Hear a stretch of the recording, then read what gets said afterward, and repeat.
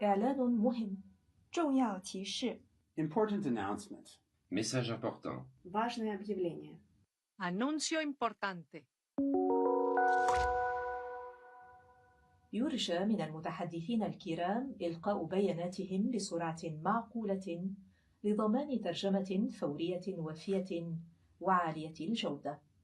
为了帮助口译准确完整传递发言信息，请代表发言时语速不要过快。 Speakers are kindly reminded to deliver their statements at a reasonable pace to ensure complete and quality interpretation. Il est rappelé aux orateurs qu'ils doivent présenter leur déclaration à un rythme raisonnable afin de garantir une interprétation complète et de qualité. Напоминаем ораторам, что для того, чтобы устный перевод был полным и качественным, необходимо выступать в умеренном темпе. Se ruega a los oradores que pronuncien sus declaraciones a un ritmo razonable para garantizar una interpretación íntegra y de calidad.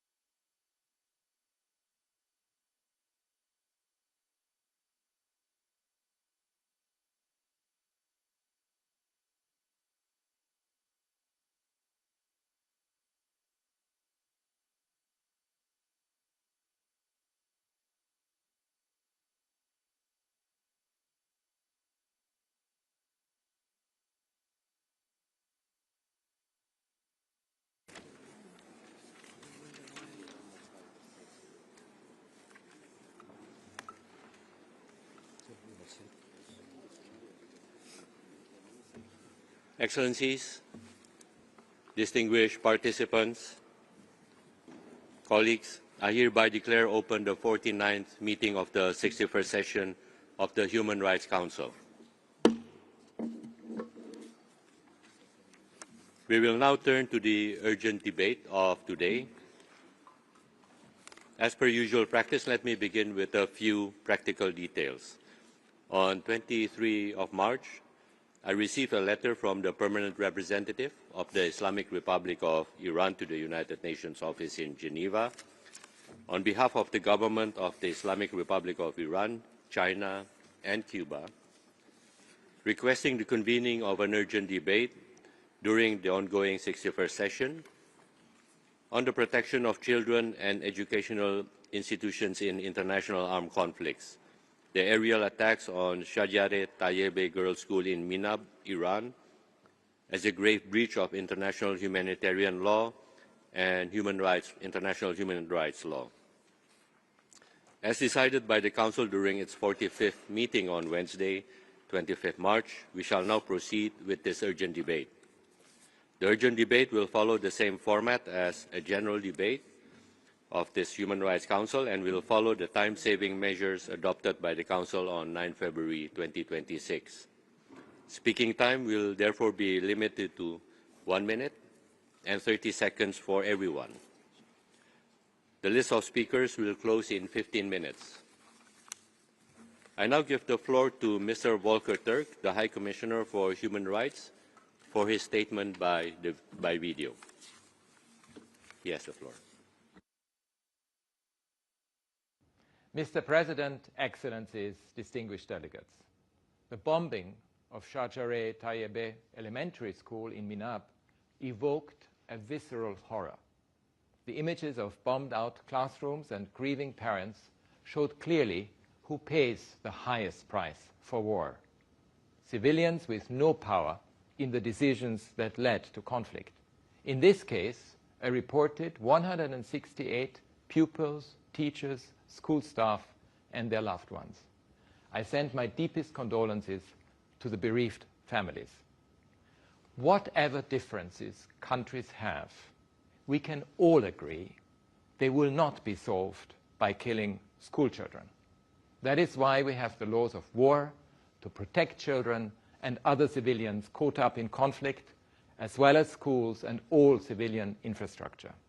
In the case of this school, the onus is on those who carried out the attack to investigate it promptly, impartially, transparently, and thoroughly, to determine the facts and lay the basis for accountability. Senior U.S. officials have said the strike is under investigation. I call for that process to be concluded as soon as possible and for its findings to be made public.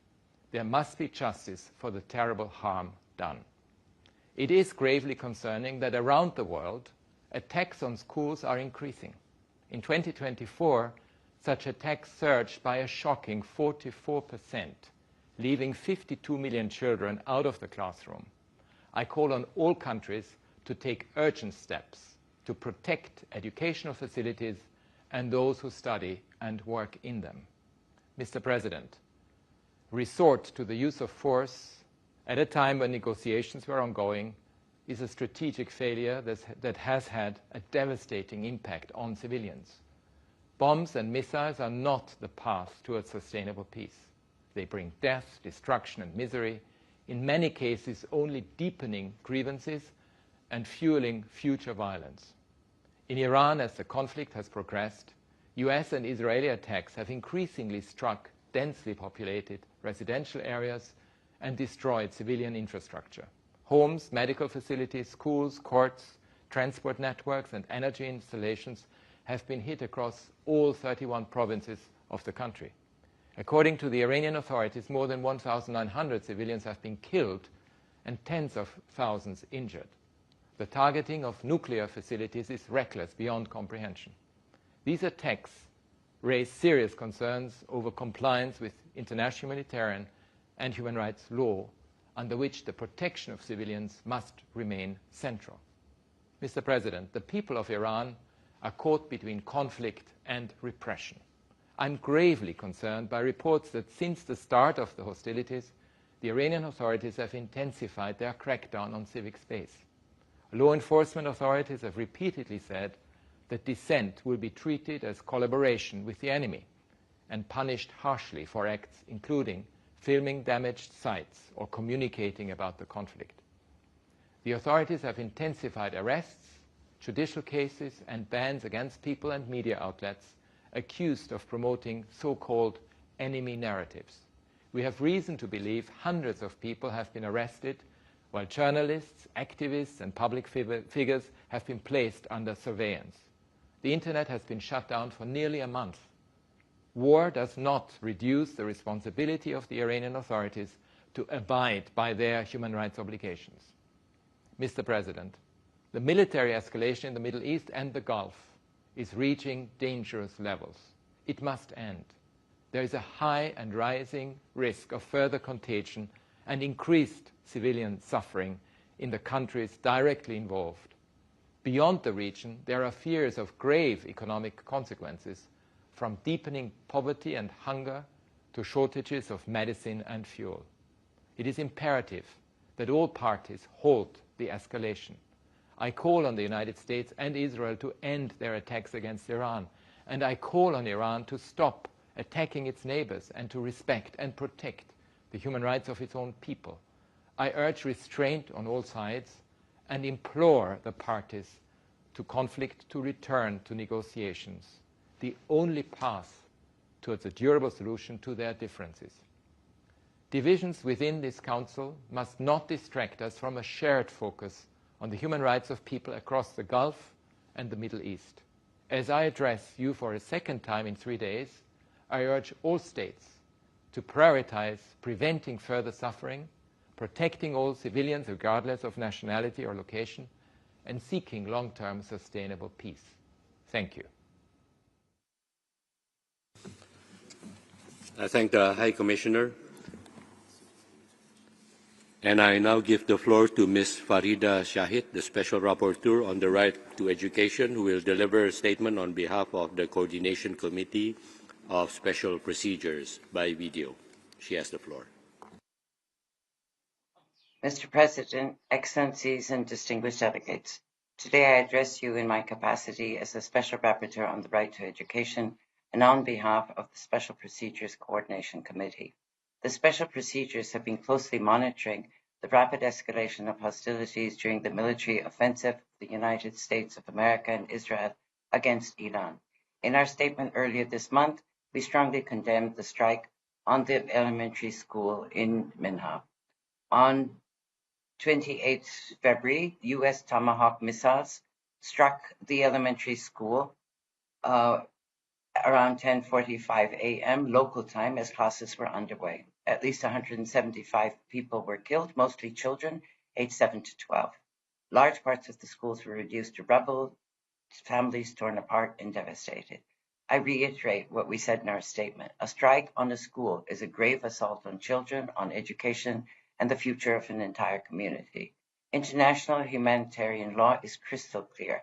Attacks directed against civilians or civilian objects, or which fail to adequately distinguish between military objectives and civilian infrastructure, constitute serious violations of international humanitarian law and may amount to war crimes. This is not an isolated incident. According to various reports, over 600 schools and educational facilities have already been destroyed or severely damaged, and over 230 children and teachers killed. The strike on the school is just one consequence of this war. Over 1,000 civilians have been killed, 3 million people displaced, hospitals and World Heritage sites destroyed in Iran, while striking oil infrastructure risks serious long-term health effects in the region.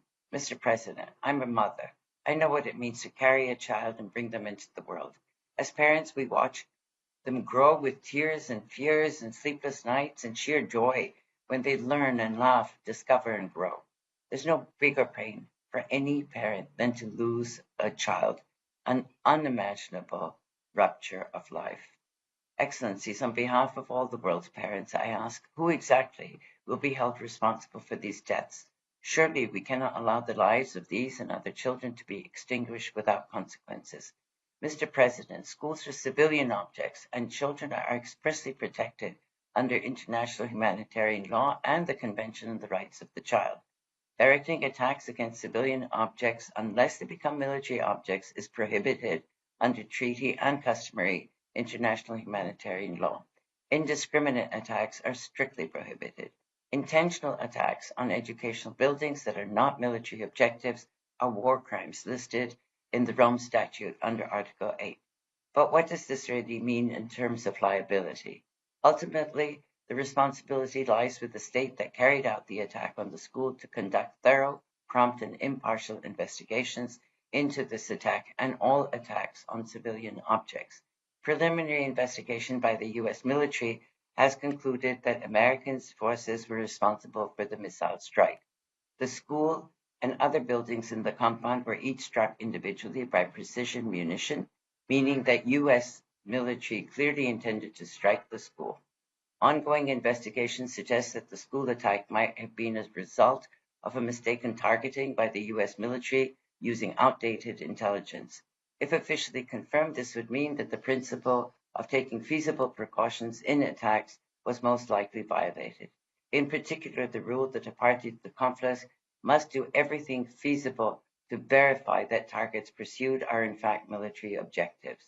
If journalists and civil society groups using only open source access could relatively quickly establish that the school was separated from the wider compound and visibly marked, the U.S. military, with all the tools at its disposal, surely could have done so prior to the attack. They had an obligation to do so.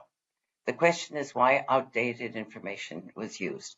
Who failed to verify the data? Who exactly in the chain of command was responsible for verification, and what liability under domestic and international law will the person or persons face in the end? The families of the victims deserve a transparent and authoritative account of what happened, as well as justice and accountability. Mr. President, we mandate holders appointed by the Human Rights Council stress the importance of accountability. All violations of international human rights law and international humanitarian law must be investigated and those responsible held to account. We welcome the independent international fact-finding mission on the Islamic Republic of Iran regarding ongoing violations, including the attack on the Menab school. It's vital that the fact-finding mission carry out its mandate fully without obstruction. We also welcome the Secretary General's annual report on children and armed conflict as a form of accountability, since its annex lists parties to conflict which have attacked schools, which are considered one of 6 grave violations against children. State responsibility in the form of reparation, restitution, and rehabilitation for internationally wrongful acts is another important channel. This may include rebuilding schools, trauma-informed education, and supporting the reintegration of affected children into education. My 2025 report on the right to education in armed conflict argues that education itself can be a form of reparation for children who survived the horrors of war. Excellencies, this tragic incident must not fall into an accountability gap. Every possible avenue for accountability must be explored, and if the existing framework falls short of holding the responsible party to account, the priority must be creating a stronger framework. This is a matter of justice. Parents and children around the world need assurance that such violations will not be repeated.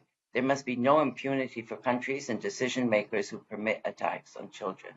In concluding, I stress that the right to education remains fully applicable during armed conflict, protected under both international human rights law and international humanitarian law, which have mutually reinforcing and complementary roles. The right to education is a life-saving right. In crisis, education gives children a supportive environment, a sense of normalcy, psychosocial support, and pathways to recovery. Protecting education is both a legal obligation and investment in peace. Therefore, education must be treated as a core humanitarian priority alongside food, water, shelter, and healthcare. While this urgent debate focuses on the school attack in Minhab, the human cost of this conflict extends across the region. The protection of all civilians on all sides of this conflict must remain the central priority. All efforts must be directed towards preventing further harm, ensuring access to essential services, and safeguarding the dignity and rights of all affected populations. The world needs peaceful coexistence where communities can live without fear and children grow up safely. We call for an immediate end to hostilities and urge all parties to fully respect their obligations under international humanitarian law to protect civilians and to provide justice and effective redress for victims. The special procedures stand ready to support the Council and all relevant actors in addressing the human rights implications of this crisis, promoting accountability, and advancing efforts towards de-escalation and lasting peace. Finally, our thoughts are with the families of the victims and the survivors who now face unimaginable trauma. The killing of children can never, ever be justified. Thank you. I thank the Special Rapporteur on the Right to Education, who spoke on behalf of the Coordination Committee of Special Procedures. And I would like to remind the Special Procedures that the Council has affected the time-saving measures on 9 February 2026 to remind them of time limits when speaking before the Council, as everybody else. I now give the floor to Ms. Mohadese Falahet, mother of 2 children killed in the strike on the school in Minab. بسم رب شهدای و صدیقین. آقای رئیس، خانم ها و آقایان، من یک مادرم. مادری که هنوز هم وقتی از کنار اتاق امین و مهدی رد می شود، دلش می خواهد در را باز کند و ببیند که مثل همیشه روی تختشان دراز کشیدند یا نقاشی می کشند. اما اتاق ساکت است. خیلی ساکت تر از چیزی که یک خانه باید باشد. صبح آن روز مثل هر روز دیگر بود. برایم عادی بود که کفش‌هایشان را جلوی در مرتب کنم، موهایشان را شانه بزنم و کیفشان را روی دوششان بگذارم. هیچ نشانه‌ای نبود که این آخرین بار باشد. وقتی از در رفتن بیرون فقط گفتن مامان بعد از مدرسه بیا دنبالمون. همین جمله ساده حالا 1000 بار در ذهنم تکرار می شود و هر بار قلبم را می سوزاند.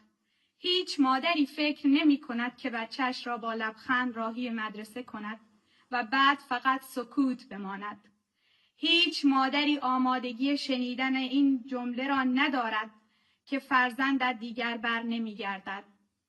این روزها هر بچه ای را می بینم، یک لحظه فکر می کنم شاید اگر امین و مهدی هم بودن همینطور می دویدند و بازی می کردند. همینطور می خندیدند، همینطور زندگی می کردند. لباس هایی که برای سال نو با ذوق خریده بودند هنوز همانجاست. دفترهایشان نیمه تمام و رویاهایی که هیچ وقت فرصت نکرد ادامهشان را بنویسند. من فقط یک مادر داغدار نیستم. من صدای تمام مادرانی هستم که بچه‌هایشان را با خیال امنیت به مدرسه فرستادند. مدرسه‌ای که جایی برای یاد گرفتن، خندیدن و ساختن آینده بود. جایی امن برای کودکانی که قرار بود فردای این جهان را بسازند. نه جایی که آیندهشان در یک لحظه خاموش شد. از شورای حقوق بشر و اعضای آن، از نهادهای مسئول و از همه کسانی که وظیفه و توان دفاع از جان کودکان را دارند می‌خواهم که این فاجعه فراموش نشود. حقیقت باید روشن شود و اسرائیل و آمریکا که باعث این درد شدید شدند باید پاسخگو باشند.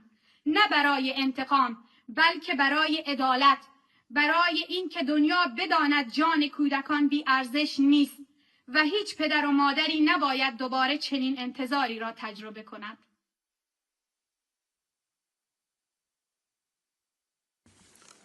Thank you.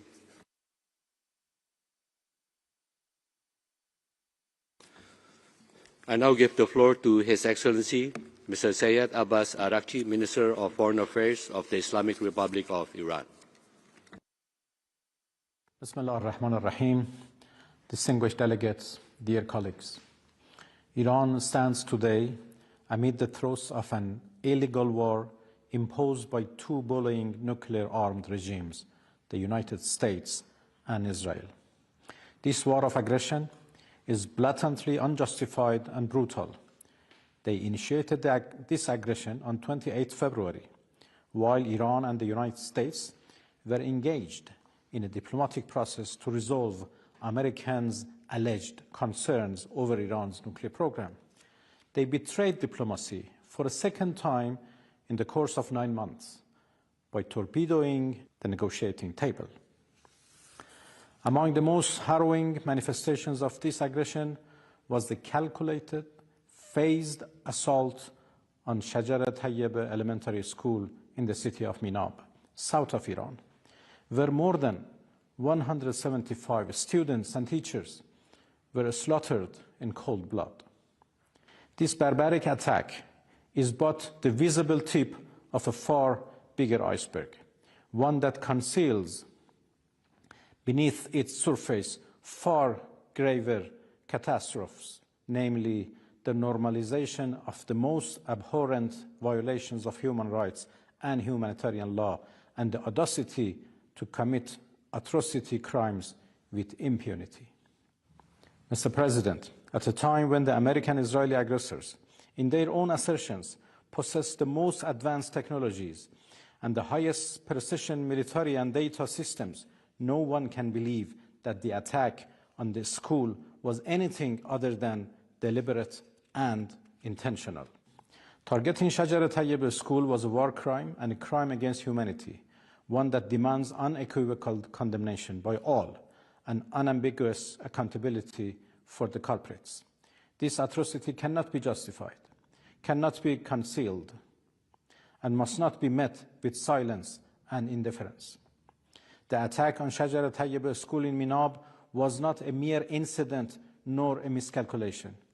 The United States' contradictory remarks aimed at justifying their crime could not, in any manner, elude their responsibility.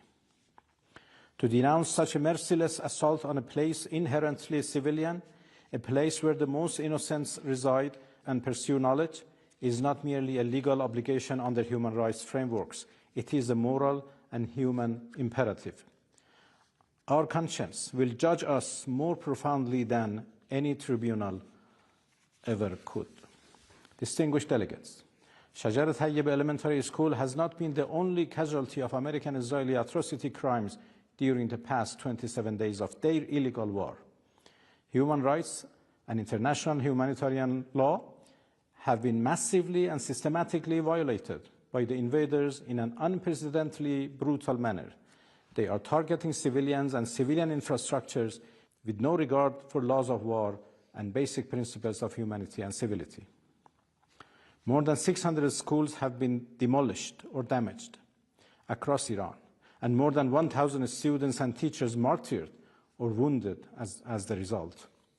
The aggressors, who are arrogantly shouting "no mercy, no quarters," and threatening to strike Iran's vital infrastructure, have been attacking hospitals, ambulances, health workers, Red Crescent rescuers, refineries, water sources, and residential areas.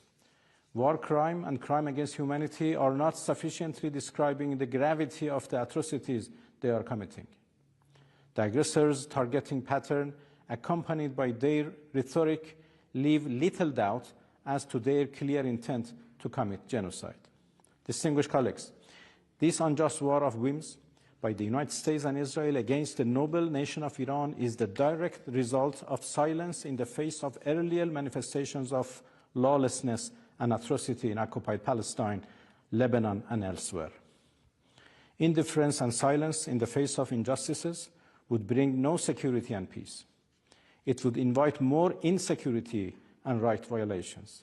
The United Nations and the core values it embodies, as well as the overall human rights framework, are at serious stake. You all need to call out the aggressors and let them know that the community of states, the human collective conscience, hold them accountable for the abhorrent crimes they are committing against Iranians. Iran has never sought war. Iranians are a peaceful, noble nation inheriting one of the richest civilizations on earth. Yet, they have demonstrated absolute resolve and determination to defend themselves against the brutal aggressors who know no boundary in perpetrating all sorts of crimes, a defense that shall persist as long as needed. And thank you for your attention. Thank you. Before we proceed with the list of speakers, allow me to request to all delegations to deal with human rights issues with dignity, and also remind all of you to adhere to the well-established principles of the United Nations, and this includes to uphold UN standards when referring to countries. The list of speakers is now closed, and we shall now begin with the list of members of the Council, and I give the floor to the distinguished representative of Norway on behalf of a group of countries. Thank you, Mr. President. On behalf of Iceland and Norway, we welcome this urgent debate. The Middle East is on fire. Human suffering is severe and immediate. Beyond the region, it has growing and profound consequences on global stability, on energy and food security. We are deeply alarmed by the human rights and humanitarian crisis caused by the warfare, with civilians displaced, injured and killed across the region.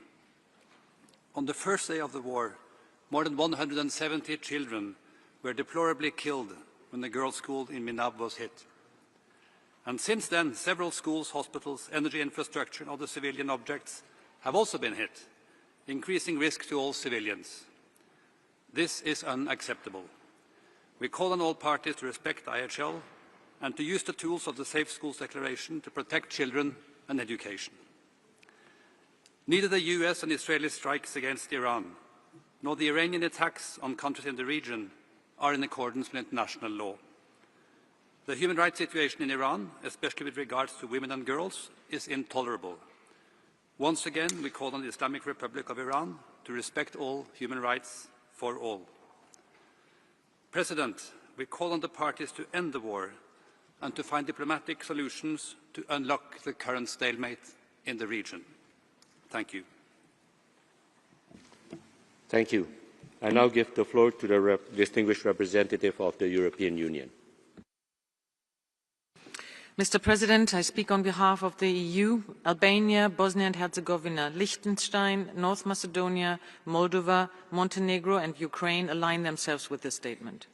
The EU deplores the loss of all civilian life and calls for an immediate end to strikes against civilian infrastructure. We call for de-escalation and restraint, protection of civilians and respect of international law, including the UN Charter, by all parties. We are deeply saddened by the loss of children's lives in Iran, including those killed in the strike against the school in Minab. The EU calls on all parties to take all measures to ensure children's rights are fully respected. Attacks against civilian objects constitute a violation of IHL. We call on all parties to take necessary measures to protect children, including ensuring that civilian facilities are not attacked. The EU calls on Iran to cease violence and repression against its own people. The EU calls for the respect of the rights and freedoms of the Iranian people. The EU has taken targeted restrictive measures against those responsible for serious human rights violations in Iran and will continue to do so as long as necessary.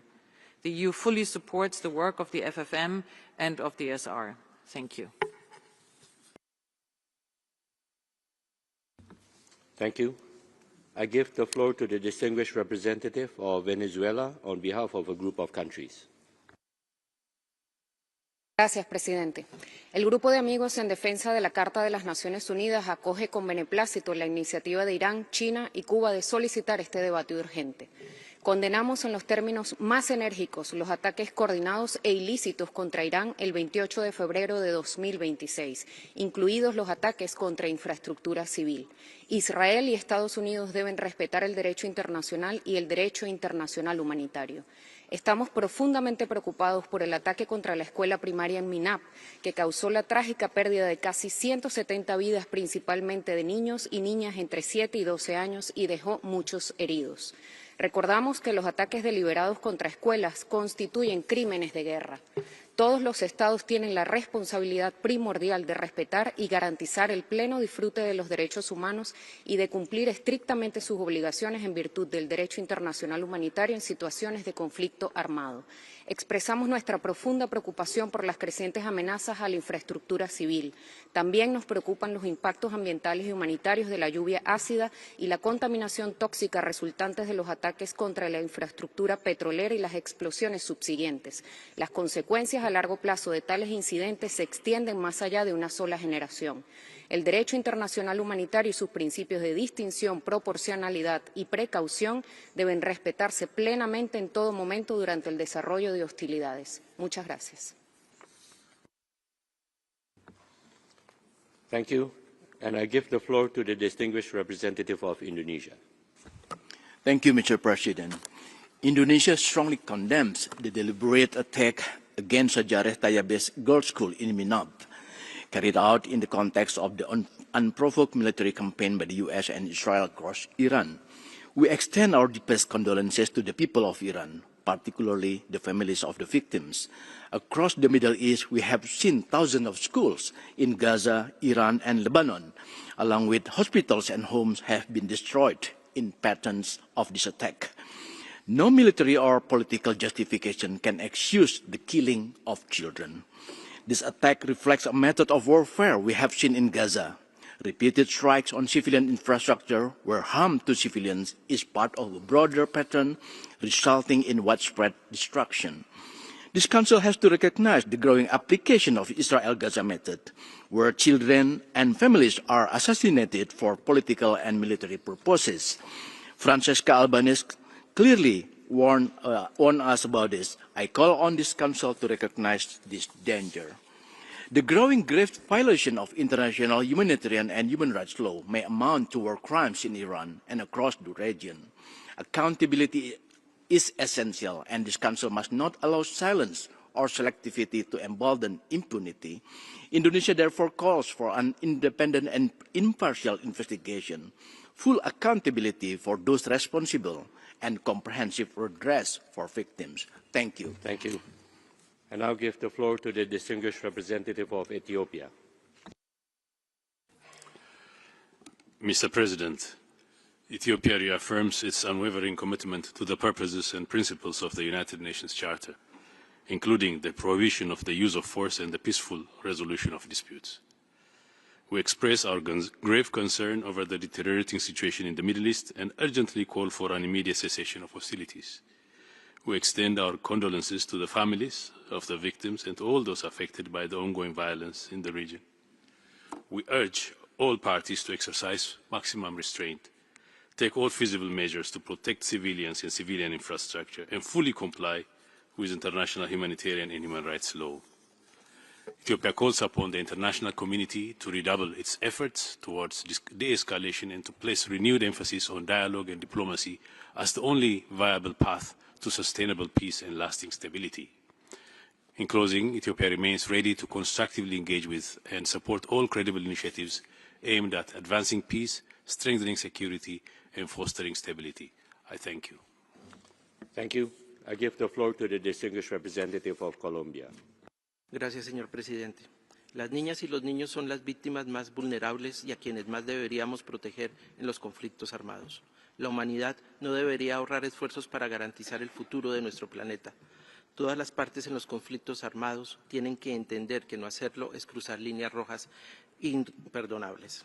Colombia rechaza categóricamente el ataque a la escuela primaria en Minat, que acabó con la vida de casi 200 niñas. Se solidariza con todas las víctimas de las hostilidades armadas en el Medio Oriente y lamenta profundamente que la población civil sufra las consecuencias de la espiral de violencia derivado de la agresión militar de Estados Unidos e Israel contra Irán.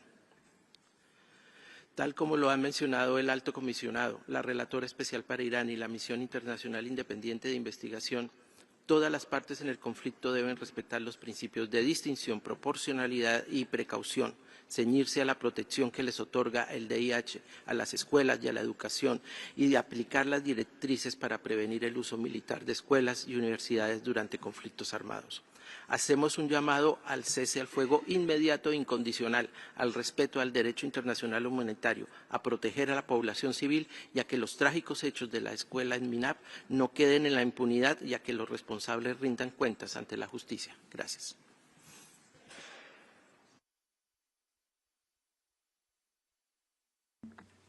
Thank you. I give the floor to the distinguished representative of Mexico.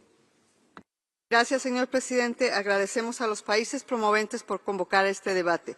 México comparte la profunda preocupación por las implicaciones generalizadas en los derechos humanos que han resultado de la agravación del conflicto en el Medio Oriente iniciado el 28 de febrero.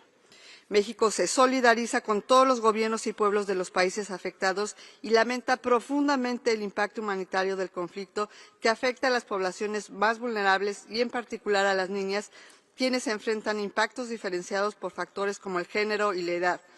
Deploramos en particular los ataques contra escuelas, como fue el caso de la escuela en Minab, así como contra hospitales e infraestructuras civiles esenciales que constituyen violaciones flagrantes al derecho internacional humanitario. La pérdida de niños, niñas y adolescentes en conflictos armados es una tragedia inadmisible y una violación a sus derechos fundamentales, incluido su derecho a la vida. Las convenciones de Ginebra exigen proteger a la población civil y distinguir entre objetivos militares y civiles, incluyendo las escuelas. Por último, hacemos un llamado a todas las partes al diálogo, la solución pacífica de las controversias y a respetar el derecho internacional humanitario y los derechos humanos, única forma para poner fin a este conflicto. Muchas gracias, señor presidente. Thank you. I give the floor to the distinguished representative of China. 主席先生，伊朗米纳普小学遭袭，168名花季女童鲜活的生命被剥夺，这一暴行突破了人类道德良知的底线，是对人权的最大侵犯，是对国际人道法的公然蔑视。中方对此深感震惊，严厉谴责，对遇难者家属的悲痛感同身受。美国和以色列未经安理会的授权，悍然对伊朗发动袭击，是造成这一悲剧的根源。美以不仅杀害伊朗领导人，严重侵犯伊朗人民人权，还引发中东地区冲突升级，地区国家被迫卷入其中。所有国家的主权、安全和领土完整应当得到充分的尊重。中方强烈谴责一切违反国际法、无差别攻击平民和非军事目标的行为。所有的热点问题都应通过对话谈判解决，而不应使用武力。各方应抓住一切和平机会和窗口，以真诚的态度启动和平谈判，用实际行动保护地区人民的基本人权，维护中东地区的和平稳定。谢谢主席先生。Thank you. I give the floor to the distinguished representative of India. Thank you, Mr. President. India remains deeply concerned at the evolving situation in West Asia. As a proximate neighbor with critical stakes in the security and stability of the region, these developments evoke great anxiety. India expresses profound grief over the loss of precious lives due to the attack on the Shajareh Tayyebeh Girls' School in Minab. This tragedy underlines once again the urgent need to ensure that schools, hospitals, energy and other civilian infrastructure are never targets in situations of armed conflict. India reiterates that there is no alternative to dialogue and diplomacy. India has consistently urged all sides to exercise restraint, avoid escalation and prioritize the safety of civilians. All outstanding issues must be addressed through peaceful means with full respect for the sovereignty and territorial integrity of all states. Mr. President, India stands ready to support all constructive efforts aimed at de-escalation, fostering dialogue and promoting lasting peace, stability and security in West Asia. Thank you. Thank you. I give the floor to the distinguished representative of Iraq. شكرا السيد الرئيس. يعقد هذا النقاش الطارئ في سياق بالغ الخطورة بسبب تفاقم العمليات العسكرية التي أثرت على العراق والمنطقة والعالم في تهديد مباشر للأمن والاستقرار وانتهاكا واضحا للمبادئ والقواعد الأساسية للقانون الدولي، ما يعرض المصالح الاقتصادية وسلامة المدنيين لمخاطر جسيمة وينعكس سلبا على استقرار أسواق الطاقة العالمية. السيد الرئيس يدين العراق بأشد العبارات أي اعتداء يستهدف الأطفال والمؤسسات التعليمية خلال النزاعات المسلحة، لما يشكله ذلك من انتهاك صارخ لمبادئ القانون الإنساني الدولي والقانون الدولي لحقوق الإنسان، إذ إن استهداف المدارس يعد انتهاكا جسيما لحقوق الإنسان وتهديدا مباشرا لمستقبل المجتمعات واستقرارها. ويؤكد العراق أن حماية الأطفال أثناء النزاعات المسلحة تمثل مسؤولية جماعية تقع على عاتق المجتمع الدولي بأسره. وفي الختام يجدد العراق دعوته لاحترام حقوق الأطفال في جميع الأوقات وصون كرامتهم وحقوقهم الأساسية، ويؤكد العراق على أن توسيع رقعة الحرب ستؤدي إلى تعميق الأزمات وتقويض الاستقرار، ويدعو إلى اعتماد الحوار سبيلا لتسوية الخلافات بالطرق السلمية وتحقيق الأمن والاستقرار. شكرا السيد الرئيس. Thank you. I give the floor to the distinguished representative of Slovenia. Thank you, Mr. President. As consistently underlined throughout this Human Rights Council session, Slovenia condemns the military escalation by all parties in the Middle East. This war is fueling dangerous regional instability, profound human suffering and destruction. Numerous young lives have deplorably been lost, the girls' lives at the school in Minab, as well as in other parts of the region. International humanitarian law is clear. Attacks on schools are prohibited. The Geneva Conventions and their additional protocols impose obligations to afford special protection to children. The Convention on the Rights of the Child reinforces the right to education, even during conflict. Within the Children and Armed Conflict framework, attacks against schools and hospitals are recognized as one of the 6 grave violations against children. Despite these clear norms, deliberate or indiscriminate targeting of schools, educational facilities, teachers and students are increasing in both frequency and scale. Perpetrators of grave violations against children and against civilians in general must be brought to justice in line with international law and standards. To conclude, Mr. President, Slovenia reiterates its call on all parties in this conflict for de-escalation, maximum restraint and full respect of international law. Only diplomacy and negotiations in good faith are a viable path towards peace and security for children and civilians in the region. I thank you. Thank you. I give the floor to the distinguished representative of Spain. Gracias, señor presidente. España se suma a la declaración de la Unión Europea. El pasado 28 de febrero, los bombardeos ilegales de Israel y Estados Unidos desencadenaron otra peligrosa espiral de violencia en Oriente Medio, tras las posteriores oleadas de ataques indiscriminados e injustificados de Irán. La escalada regional tiene ya consecuencias globales. Reiteramos nuestra condena a toda acción contraria al derecho internacional y la Carta de Naciones Unidas. Las niñas de Minab y sus profesores han sido víctimas de un ataque también contrario al derecho internacional. Esperamos que la misión de verificación de los hechos y la relatora especial para los derechos humanos en Irán puedan documentar lo sucedido para la debida rendición de cuentas. España reitera su compromiso con la justicia y la transparencia. No debemos normalizar que matar niños en bombardeos sea algo inevitable, que sean meros daños colaterales de las operaciones militares. Cada vez que se destruye una escuela, se destruye el futuro de una generación. Por eso España es una convencida signataria de la Declaración de Escuelas Seguras. Nuestra mirada tiene que ser amplia y coherente. Mientras Irán nos convoca a este debate urgente, las autoridades del país perpetran ahora mismo ejecuciones sumarias y una represión sistemática contra su población por ejercer su libertad de expresión y de manifestación.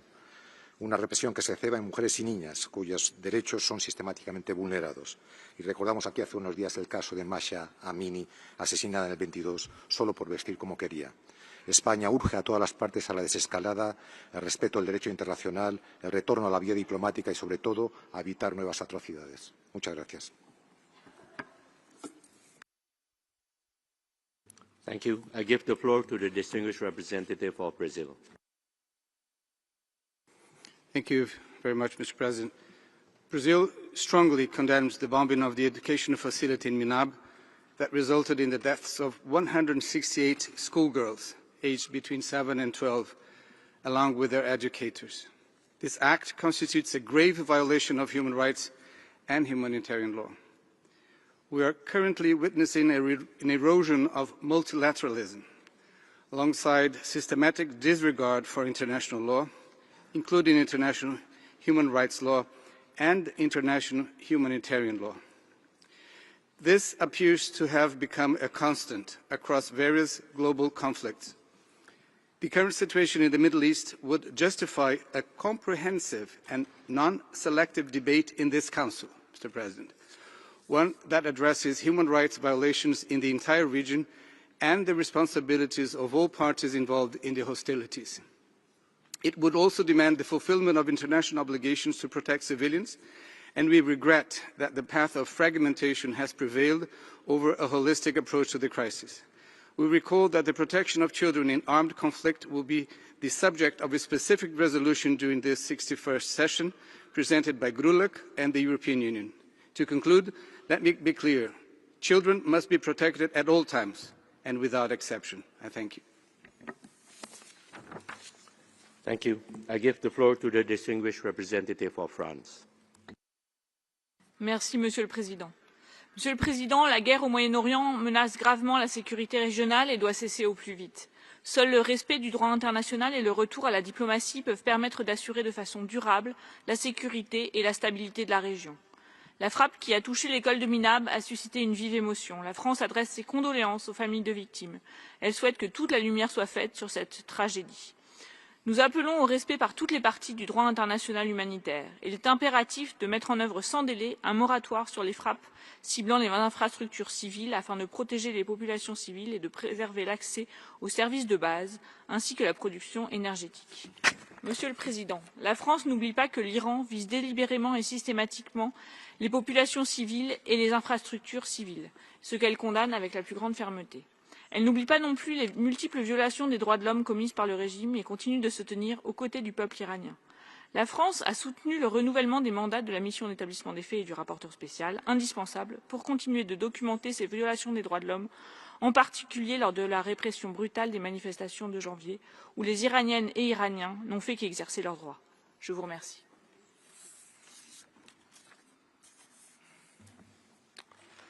Thank you. Before I give the floor to the next delegation, let me remind all of you to adhere to the well-established principle of the United Nations to uphold UN standards when referring to countries. And I now give the floor to the distinguished representative of Cuba. Señor Presidente, el pasado 28 de febrero, Estados Unidos e Israel iniciaron un ataque militar contra Irán en flagrante violación de la Carta de la ONU y el derecho internacional. Cuba condena en los términos más enérgicos esa agresión y exigimos su cese inmediato.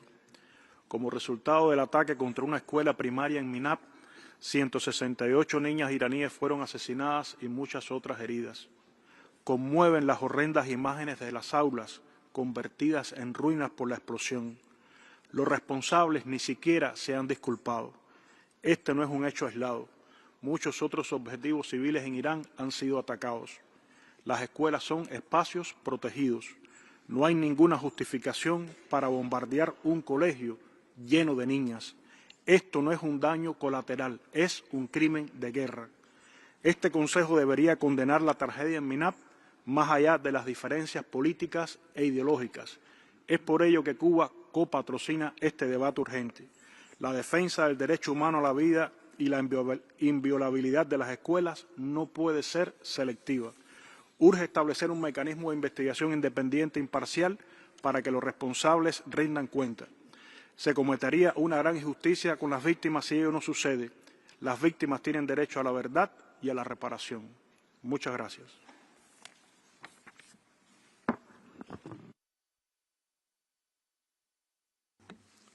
Thank you. I give the floor to the distinguished representative of the United Kingdom.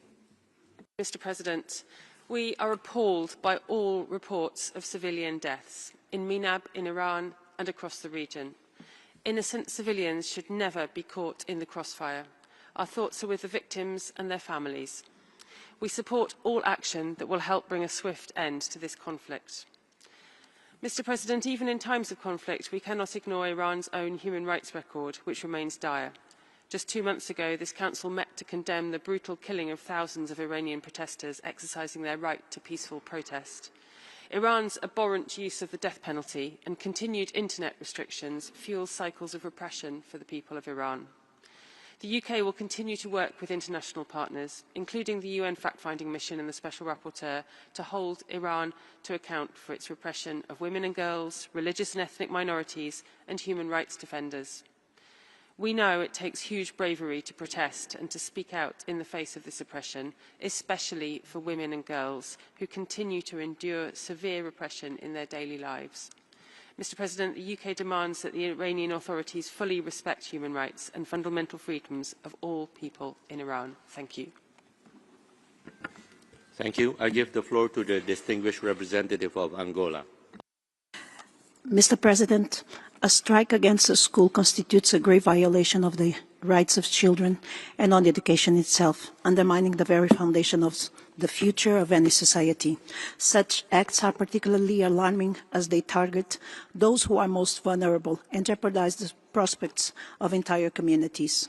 Schools, civilian objects, and children benefit from explicit protection under the international humanitarian law. Accordingly, any attack against them is strictly prohibited. Angola expresses its deep concern over the escalation and tensions in the region, which continue to exacerbate instability and contribute to the deterioration of the human rights and humanitarian situation. In this regard, Angola calls for maximum restraint by all parties, emphasizing that further intensification of hostilities will only deepen human suffering and hinder prospects for peace. Angola's position remains firmly grounded in its unwavering respect for the principles enshrined in the Charter of the United Nations, namely the sovereignty and territorial integrity of states, the peaceful settlement of disputes, and the prohibition of the use of the force outside the framework of international law. The Middle East deserves to live in peace, stability, and sustainable development. In this regard, it is the collective responsibility of the international community, including this Council, to act with urgency and determination to prevent further escalation and to promote meaningful pathways for dialogue, de-escalation and reconciliation. I thank you, Mr. President. I now give the floor to the distinguished representative of Mauritius.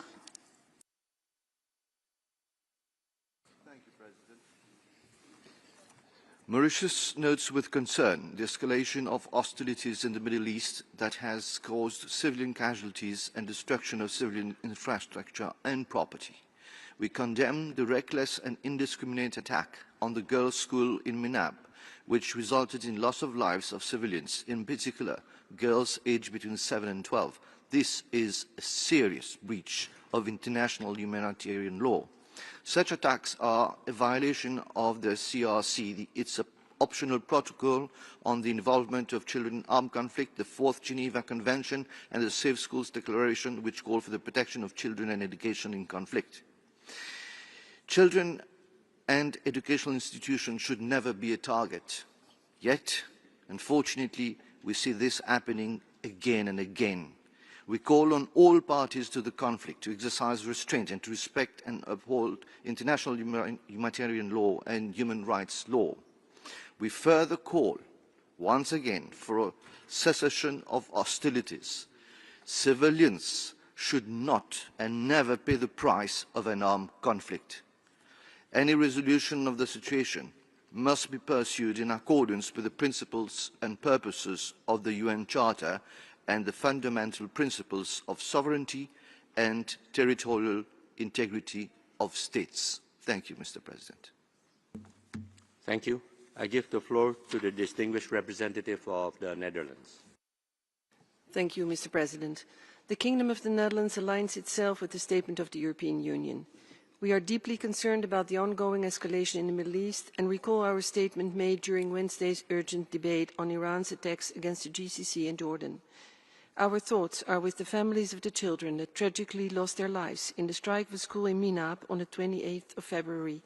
We call for an immediate end of all attacks targeting civilians and civilian infrastructure, including schools, which must remain safe spaces for learning and are protected under international humanitarian law. Children must be protected at all times from direct and indirect effects of hostilities. We support the ongoing monitoring and investigation of the International Independent Fact-Finding Mission and the Special Rapporteur, and ask for adequate resources and institutional support so that they can carry out their independent monitoring and investigative work. Widespread human rights violations persist unabated in Iran, which we condemn. We call upon Iran to provide full access to the country. Mr. President, we call for de-escalation and maximum restraint and call on all parties to comply with obligations under international law, including international humanitarian law. Thank you. Thank you. I give the floor to the distinguished representative of Italy. Thank you, Mr. President. Italy aligns itself with the statement of the European Union. We express our condolences and deep sorrow for the loss of 165 school children following the attack on a school in Minab. Italy is particularly concerned about the severe impact of the ongoing military escalation in the region on civilians and their human rights. Children are among the most vulnerable victims of conflicts and continue to suffer unacceptable violence. In this regard, international humanitarian law serves both as a legal obligation and as a warning. It recognizes general protection against attacks on military use of schools as civilian objects. Even when they do not cause casualties, attacks on schools immediately affect children's right to education and the reconstruction of post-conflict societies. As a supporter of the Safe Schools Declaration, Italy will continue to encourage other countries to endorse and implement the declaration. Mr. President, children must be always protected, both in war and in peace. We urge the Iranian authorities to uphold their international obligations, including by stopping all executions, especially of minors convicted of crimes committed before they were 18 years old. I thank you. Thank you. I give the floor to the distinguished representative of South Africa. Thank you, Mr. President. Earlier this month, the Deputy High Commissioner reminded us that war is the ultimate violation of a child's right. Yet, as reflected by the topic of this urgent debate, it is children who are bearing the brunt of the military escalation in the Middle East. South Africa condemns the aerial attack on Shajareh Tayyebeh Girls' School, resulting in the death of 168 children.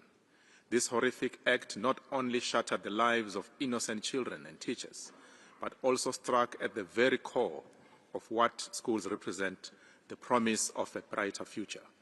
We therefore express our most profound condolences with the families of all victims and solidarity with survivors. In so doing, we wish to remind all parties of their obligations to uphold international law, including international human rights law, international humanitarian law, and the UN Charter. The children of the region deserve better. Schools must remain safe havens where young minds can thrive from fear. We thus urge the parties to de-escalate and use dialogue as a means of resolving the conflict instead of beating the drums of war. I thank you. Thank you. I give the floor to the distinguished representative of Thailand. Thank you, Mr. President. Thailand is profoundly saddened by the attack on girls' schools in Minab and the tragic loss of civilian lives, most of them innocent children. We extend our sincere condolences to all victims and their families.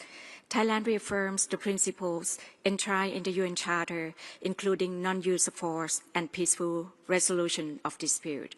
This war should never have happened. We regret that diplomacy was not given a chance. We are gravely concerned by the escalating situation and its widening humanitarian impact, both within Iran and across the region. Attacks on civilians and civilian infrastructures are unacceptable. Medical facilities, schools, residential areas, and essential energy infrastructures must be protected, as they sustain civilian lives and livelihoods. Thailand calls for strict compliance with international human rights and humanitarian law. We are also concerned by the growing global consequences of this conflict, with significant economic and social repercussions and implications for international peace and security. Thailand calls on all parties to exercise maximum restraint, cease hostilities, de-escalate tensions, and urgently return to dialogue and diplomacy towards peaceful resolution grounded in international law and the UN Charter. I thank you. Thank you. I give the floor to the distinguished representative of Vietnam. Mr. President, Vietnam unequivocally opposes the use of force against targeting civilians and civilian infrastructure. We express deep concern over civilian casualties resulting from the ongoing conflicts in the region, particularly among girls and other vulnerable groups. The targeting of schools and educational facilities is especially concerning as it deprives children of safety, dignity, and their fundamental right to education. Civilians, schools, and essential civilian infrastructure must be protected under all circumstances. Vietnam calls on all parties to exercise maximum restraint and to fully comply with international law, in particular international humanitarian law, the UN Charter, and the independence, sovereignty, and territorial integrity of states in the region. We call for an immediate end to all escalatory actions and urge the resumption of negotiations. Vietnam expresses its support for the efforts of all relevant countries and international organizations to de-escalate tensions, promote dialogue, and seek peaceful solutions to the conflict. We wish to recall that Vietnam, together with ASEAN member states, issued an ASEAN Foreign Minister's statement on the situation in the Middle East on the 4th of March. I thank you, Mr. President. Thank you. I give the floor to the distinguished representative of Pakistan. Thank you, Mr. President. Across conflict zones and situations of foreign occupation around the world, millions of children are growing up amid rubble and trauma rather than in classrooms or playgrounds. Pakistan offers its sincere condolences to civilian victims, their families, and communities. The unconscionable deaths of schoolgirls in Iran weigh heavily on our minds, as do those of civilian victims in Gulf countries, including Pakistani expatriates. Across the Middle East, tens of thousands of innocent victims have seen their lives cut short. Others bear lifelong injury or psychological scars that may never heal. The haunting voice of Hind Rajab will always echo for the children of Gaza. Countless child victims and war orphans remind us of how far we are from an environment which fosters the health, self-respect, and dignity of the child promised by the UN Convention on the Rights of the Child. We reiterate our condemnation of the unwarranted attacks against the Islamic Republic of Iran in violation of international law. We condemn also the unjustifiable attacks against our brotherly countries from the GCC and Jordan. Their continued restraint is commendable. This war must end. A comprehensive and lasting peace must be our goal. All actions that prolong the conflict and increase its immense human cost must be avoided. I thank you. Thank you. I give the floor to the distinguished representative of Chile. Gracias, señor presidente. Consideramos fundamental que este Consejo aborde esta situación desde su mandato específico, centrado en la dignidad humana y la protección de los derechos humanos de las personas afectadas. La protección de la población civil, especialmente de los niños y niñas en contextos de conflicto, debe ser una prioridad para este Consejo. Es imprescindible recordar que ellos están entre quienes más sufren las consecuencias de los conflictos armados.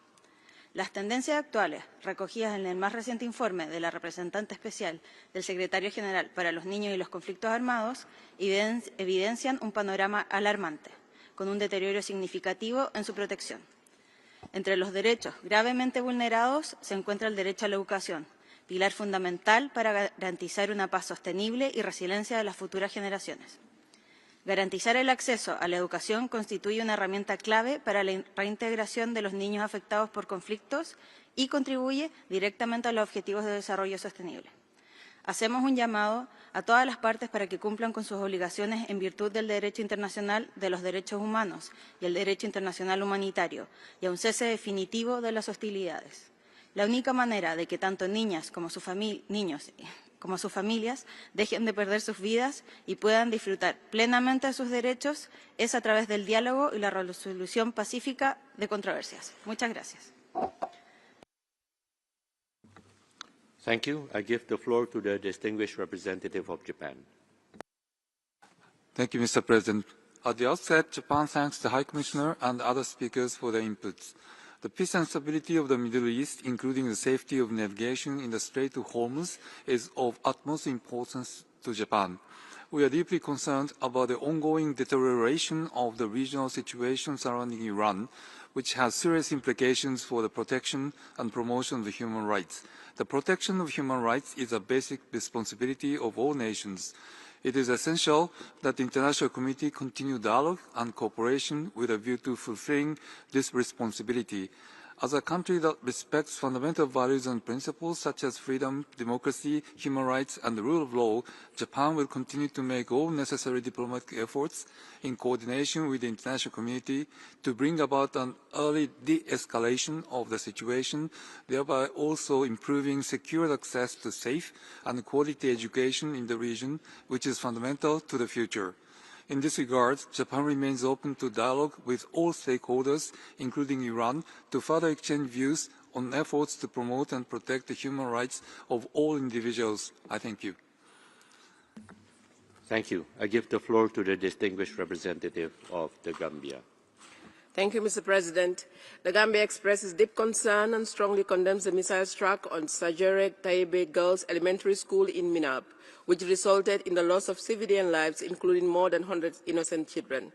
We extend our sincere condolences to the government and people of the Islamic Republic of Iran on this tragic loss. We recall the Convention on the Rights of the Child, which affirms the right of every child to life and protection from violence. We also recall the Safe Schools Declaration of 2015, which emphasizes the imperative of ensuring that schools remain safe spaces for learning, even in the midst of armed conflict. The protection of children, educational and health institutions must remain a priority at all times.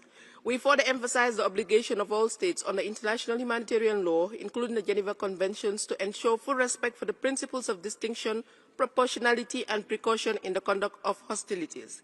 We call on all parties to the current conflict to recommit to the fundamental principles of the United Nations Charter, including respect for sovereignty and territorial integrity of states, as well as the obligation to resolve disputes through peaceful means. In line with its mandate, the Council must live up to its obligation of addressing human rights violations whenever they occur. Thank you, Mr. President. Thank you. I give the floor to the distinguished representative of the Dominican Republic. Gracias, señor presidente. República Dominicana expresa su profunda preocupación por los ataques contra niños e instituciones educativas en contextos de conflictos armados. La protección de la niñez constituye una obligación central del derecho internacional. En particular, las escuelas, como bienes de carácter civil, deben ser respetadas y protegidas en todo momento. Conforme a los convenios de Ginebra de 1949 y sus normas consuetudinarias, las partes en conflicto están obligadas a distinguir entre población civil y combatientes, así como entre bienes civiles y objetivos militares. Reafirmamos nuestro compromiso con los principios fundamentales del derecho internacional, en particular con el derecho internacional humanitario y el derecho internacional de los derechos humanos. De igual forma, resaltamos la importancia de la resolución sobre la realización del derecho de los niños en los conflictos armados, la cual está siendo apoyada por el Estado dominicano.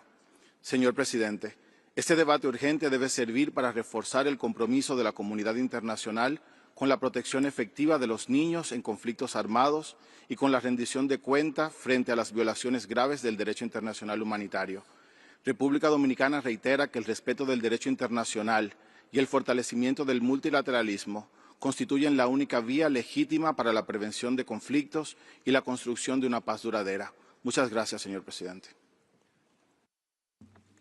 Thank you. I give the floor to the distinguished representative of Switzerland. La Suisse est profondément préoccupée par l'escalade en cours.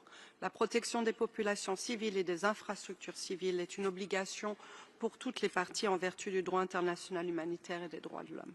Ce doit être une priorité absolue. Nous sommes consternés par les attaques visant des infrastructures éducatives, en particulier une école de jeunes filles en Iran. En tant que biens de caractère civil, elles doivent être protégées en toutes circonstances. Il s'agit de graves violations du droit international que la Suisse condamne. Face à ces développements, la Suisse exprime sa solidarité avec les victimes et toutes les populations affectées par ce conflit. En même temps, la Suisse condamne fermement la répression violente en Iran et les exécutions en lien avec les manifestations récentes et appelle les autorités iraniennes à ce que ne soit procédé à aucune exécution supplémentaire. La Suisse rappelle toutes les parties à respecter le droit international, en particulier la Charte des Nations Unies, le droit international humanitaire et les droits de l'homme. Le respect de l'interdiction du recours à la force est essentiel. Les actions des États-Unis et d'Israël contre l'Iran, tout comme les actes de l'Iran dépassant le cadre du droit de légitime défense, soulèvent de vives inquiétudes. La Suisse appelle à une retenue maximale et à la cessation immédiate des hostilités. Elle demeure engagée en tant qu'acteur neutre à promouvoir la désescalade, le respect du droit international et ses bons offices. Je vous remercie. Thank you. I give the floor to the distinguished representative of Kenya. Mr. President, the tragic attack on Shajareh Tayyebeh Girls School in Minab, Iran on 28 February and the reported loss of over 160 young lives represents the devastating human cost when civilian sites, particularly schools, are impacted in conflict. My delegation expresses our deep condolences to the families of the victims. Mr. President, Kenya underscores our long-standing commitments to civilian protection. As a champion of these principles, we hosted the 5th International Conference on the Safe Schools Declaration in Nairobi in November 2025, during which 121 endorsing states advanced concrete measures to strengthen safeguards against attacks on schools, prohibit their military use, promote safe access to education, and enhance support for affected students and teachers. We call on all parties to armed conflict to comply fully with their IHL obligations, including the special protections afforded to children and civilian objects. We further call on all parties to exercise maximum restraint, prioritize dialogue, and address security concerns through diplomatic mechanisms. Urgent de-escalation remains paramount to safeguard civilians and restore sustainable peace across the region. We further urge all states to prioritize practical steps that shield the most vulnerable and preserve education as a foundation for peace. I thank you, Mr. President. Thank you. I give the floor to the distinguished representative of Albania. Monsieur le Président, l'Albanie exprime sa profonde inquiétude face à l'escalade rapide et dangereuse de la situation au Moyen-Orient. Comme toujours dans tout le conflit armé, ce sont les civils qui en payent le prix fort. C'est malheureusement le cas des élèves de Minab et leurs enseignants. L'Albanie espère que la mission internationale indépendante d'établissement de faits sur l'Iran, qui est mandatée par ce Conseil, puisse nous apporter des conclusions et documenter des éléments de preuve en vue d'une future procédure de responsabilité. La FFM aura tout notre soutien. L'Albanie appelle à une désescalade immédiate, à la protection des civils et des infrastructures essentielles, ainsi qu'à la relance urgente d'un processus diplomatique crédible. Monsieur le Président, en Iran, des citoyens ordinaires se sont levés pour la dignité et la liberté. Beaucoup ont payé ce choix de leur vie, de leur liberté ou de leur sécurité. Leur courage impose à la communauté internationale de ne pas détourner leur regard. L'Iran doit mettre un terme à la répression et aux violences ignobles exercées à l'encontre de son propre peuple et qui perdurent depuis des décennies. L'Albanie se tient aux côtés du peuple iranien et de ses aspirations légitimes à la liberté, à la dignité et à la justice. Je vous remercie, Monsieur le Président. Thank you. Excellencies, distinguished representatives, we shall now proceed with the list of observers of the Council, and I give the floor to the distinguished representative of Australia. Thank you, President. Australia remains deeply concerned that the conflict in the Middle East continues to endanger civilian lives. Since the outbreak of hostilities, Australia has called on all parties to uphold international humanitarian law and protect civilians and civilian infrastructure. Vulnerable cohorts, especially children, are disproportionately affected by war. Attacks against schools, education infrastructure, and teachers deprives children of the right to learn in safety and shelter from conflict for which they are not responsible.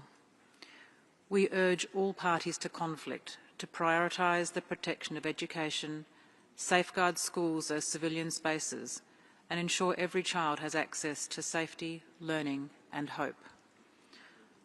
On the 9th of March 2026, Australia joined a statement in this forum alongside other nations who have endorsed the Safe Schools Declaration. We reaffirm today that the right to education must be respected during armed conflict. This is grounded in international law and is the cornerstone of the Children and Armed Conflict agenda. Children deserve more than survival. They deserve a future. We have a responsibility to make it possible. Thank you. Thank you. I give the floor to the distinguished representative of Ireland. President, Ireland aligns with the statement of the European Union. Ireland recalls that international humanitarian law applies to all parties in the conduct of military operations and must be upheld. Current conflicts in the region undermine the human rights of all. We reiterate our call for de-escalation and maximum restraint, the protection of civilians and civilian infrastructure, and full respect for international law by all parties. Ireland is appalled by the bombing of the school in Minab, in which at least 110 children were killed, and offers its condolences to their families.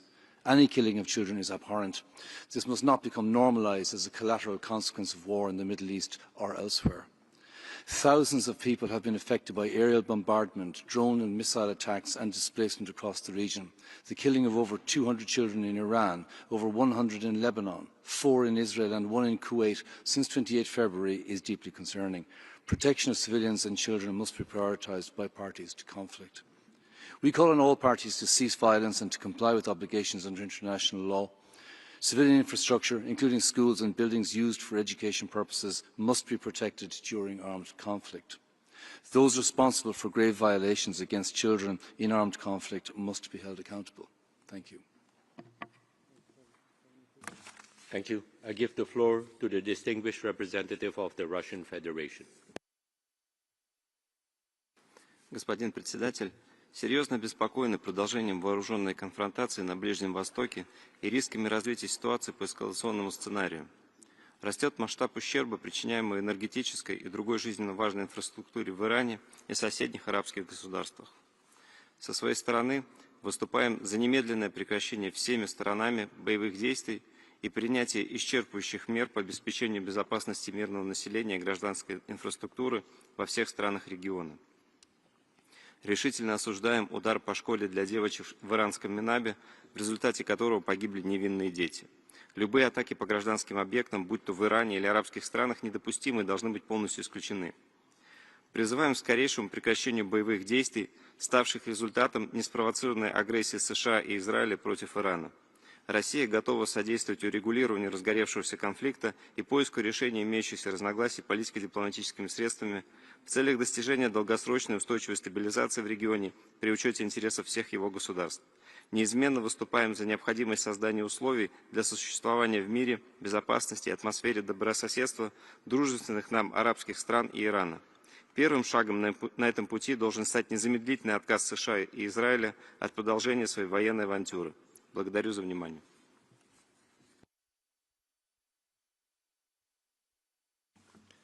Thank you. I give the floor to the distinguished representative of Libya. شكرا السيد الرئيس. بداية نتقدم بالتعازي إلى أسر ضحايا مدرسة الشجرة الطيبة للبنات في جمهورية إيران الإسلامية ونؤكد أن استهداف المدارس والمدنيين يشكل انتهاكا صريحا للقانون الدولي الإنساني وهو أمر مرفوض ومدان. إن هذه الواقعة هي شاهد مؤلم آخر على أن الأطفال والمدنيين الأبرياء هم من يدفعون الثمن الأكبر للحروب والنزاعات، وتذكرنا بأهمية احترام القانون الدولي الإنساني. وفي هذا الصدد نذكر بالضرورة الملحة لحماية السكان المدنيين وحماية البنية المدنية التحتية بما في ذلك المدارس والمستشفيات في حالات النزاع بما يتوافق والقانون الدولي الإنساني. كما نشدد على أهمية أن يظل القانون الدولي الإنساني الدليل والمرجعية لكل الأطراف. السيد الرئيس، ندين الاعتداءات الإسرائيلية المستمرة على الشعب الفلسطيني وعلى جمهورية إيران الإسلامية ولبنان الشقيق، والتي تهدد السلم والأمن الإقليميين والدوليين، وندعو المجتمع الدولي لتحمل مسؤولياته ووضع حد لهذه الانتهاكات ومحاسبة المسؤولين عنها. وختاما نشاطر الأمين العام للأمم المتحدة دعوته إلى وقف هذه الحرب، وأن الدبلوماسية واحترام القانون الدولي الإنساني هو الحل. شكرا السيد الرئيس.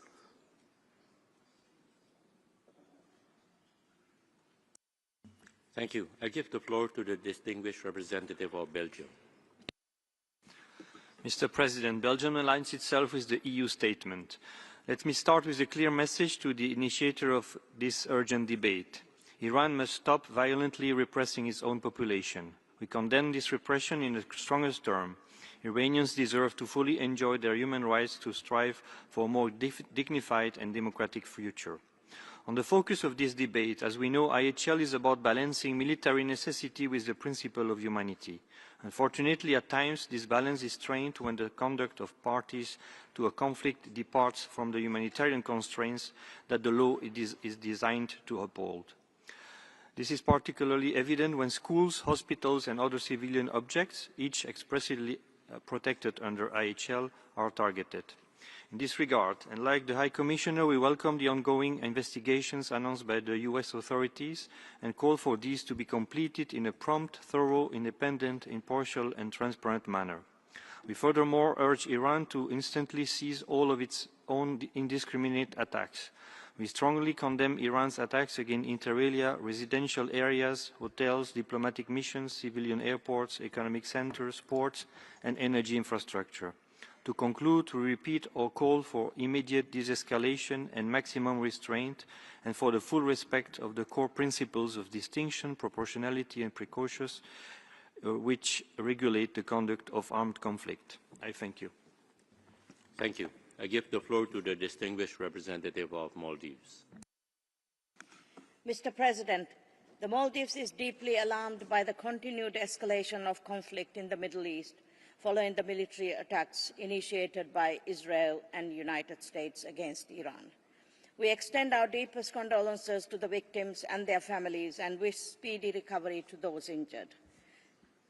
Schools are not targets. Children are not targets. The Maldives unequivocally condemned the attacks on a girls' school in Minab that resulted in the death of more than 170 children. Such acts constitute a serious violation of international humanitarian law and international human rights law. Israel, already a serial violator of international law and a sponsor of state terrorism, is at the core of fueling this conflict and destruction, reflecting a pattern of continued aggression that has plunged GCC countries and Jordan, as well as Palestine and Lebanon, into crisis.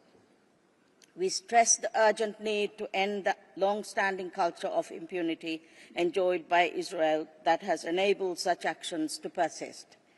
The Maldives reminds all parties of their international obligations and call on the international community to intensify efforts to de-escalate the situation, protect civilians and ensure accountability. I thank you. Thank you. I give the floor to the distinguished representative of Bangladesh. Thank you, Mr. President. Mr. President, Bangladesh strongly condemns the attack on the Shajareh Tayyebeh Girls School in Minab in Iran, resulting in the tragic killing of 168 innocent children. This egregious attack is a grave and flagrant violation of international humanitarian law. It is a collective moral failure of the global community that indiscriminate attacks on the civilians and civilian sites are continuing. Bangladesh is also deeply concerned over the ongoing escalation of the conflict in the region, which continues to pose a serious threat to the international peace and security and create a broader humanitarian impact. Bangladesh is not immune to the ongoing conflict, which has already resulted in tragic loss of lives of Bangladeshis working in the region and is placing significant strain on the country's energy security and economic stability. Therefore, Bangladesh once again calls for restraint, immediate de-escalation and cessation of hostilities by all parties and underscores that diplomacy and constructive dialogue must be allowed adequate opportunity in finding the just and lasting solution of the crisis. I thank you. Thank you. I give the floor to the distinguished representative of Uruguay. Señor presidente, como señaló Uruguay el pasado 25 de marzo, la situación actual provocada por los ataques militares continuos impacta de lleno en la población civil, especialmente niños, niñas y adolescentes, personas con discapacidad, personas mayores y mujeres. En dicha instancia, sostuvimos que poblaciones civiles, hospitales, escuelas, centrales de energía, las que suministran tanto a hospitales como a los sistemas de calefacción y refrigeración, han sido atacadas desconociéndose la protección que los convenios de Ginebra les otorgan. Del mismo modo, hospitales, en su personal sanitario y sus equipamientos, las escuelas, alumnos, alumnas, sus docentes y personal no docente han sido atacados sistemáticamente, generando miles de bajas civiles. Uruguay, como penholder de la resolución sobre los derechos del niño presentada junto a países del GRULAC y la Unión Europea, que este año se refiere a conflictos armados, hace un llamado enérgico a proteger a la niñez y a los sistemas que resultan fundamentales para su vida, como son los educativos, sanitarios, alimentarios y de seguridad. La resolución de la Asamblea General de Naciones Unidas, que proclamó el 9 de septiembre el Día Internacional para Proteger la Educación de Ataques, reitera la necesidad de que se protejan y respeten los establecimientos de enseñanza conforme al derecho internacional humanitario. Uruguay, integrante de la comunidad internacional construida sobre reglas consolidadas, demanda el inicio de la desescalada militar, el cumplimiento de las normas básicas que nos hemos otorgado y el reinicio de las conversaciones diplomáticas. Muchas gracias.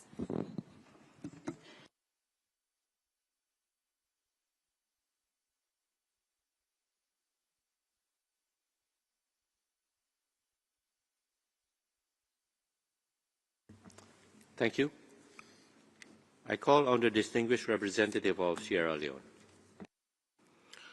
President, we are concerned by the reported aerial attacks on the school in Mina in Iran. Such incidents would raise serious concerns under international humanitarian law and human rights law regarding the protection of civilians and educational institutions. We acknowledge the confirmation by the United States authorities that the incident is under investigation. We welcome recent news of potential ceasefire discussions aimed at resolving the conflict and calls on all parties to pursue dialogue and diplomacy in good faith. De-escalation remains essential to prevent further civilian suffering and restore regional and global stability.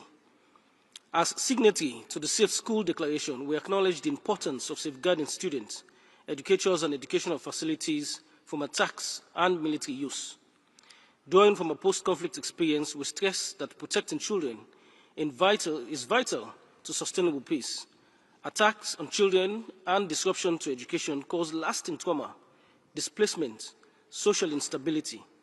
All parties must respect IHL, international human rights law, and the Charter of the United Nations. We are also concerned about the wider global impact of the conflict. Disruptions to the Strait of Hormuz are affecting energy supply chains, with developing countries, including Sierra Leone, facing fuel shortages, rise in living costs, and economic strain. Continued hostilities keep risking deepening inequality and reversing development gains. And I thank you, President. Thank you. I give the floor to the distinguished representative of Oman. تعرب سلطنة عمان عن قلقها الشديد أزاء التطورات الخطيرة في المنطقة جراء التصعيد العسكري والهجمات المتبادلة المستمرة منذ حوالي شهر، والتي راح ضحيتها المدنيين الأبرياء والحقت أضرارا جسيمة بالمنشآت الحيوية والمرافق العامة في دول مجلس التعاون وإيران، ومثلت تهديدا كبيرا لسيادة الدول وأمنها وسلامة شعوبها. ويعد استهداف المدرسة الابتدائية للطالبات في ميناب من بين أبرز الأحداث المؤسفة التي شهدها النزاع الدائر حاليا، إذ تمثل هذه الحادثة انتهاكا للقوانين والمواثيق الدولية وإضرارا بالمساعي العالمية الهادفة إلى توفير الحماية للأطفال والمؤسسات التعليمية في أوقات النزاعات المسلحة. سيد الرئيس، تود سلطنة عمان من هذا المنبر أن تقدم تعازيها لأسر الضحايا وتدعو إلى ضرورة الالتزام بالقوانين والأعراف الدولية، لا سيما القانون الدولي الإنساني، في عدم التعرض للمنشآت المدنية والبنية الأساسية تحت أي مصوغ أو ظرف كان. ختاما، تجدد سلطنة عمان دعوتها إلى ضبط النفس ووقف الأعمال العدائية والالتزام بالقانون الدولي، كما تدعم جهود المجتمع الدولي الحثيثة الساعية إلى وقف فوري للحرب واحتواء تداعياتها وتشجيع العودة إلى المسار الدبلوماسية والحوار، باعتبارها النهج الوحيد الذي يحقق مصالح الجميع ويكفل التفادي للانزلاق نحو ما لا يحمد عقباه ويعيد الأمن والاستقرار المنشودين إلى المنطقة. شكرا سيد الرئيس.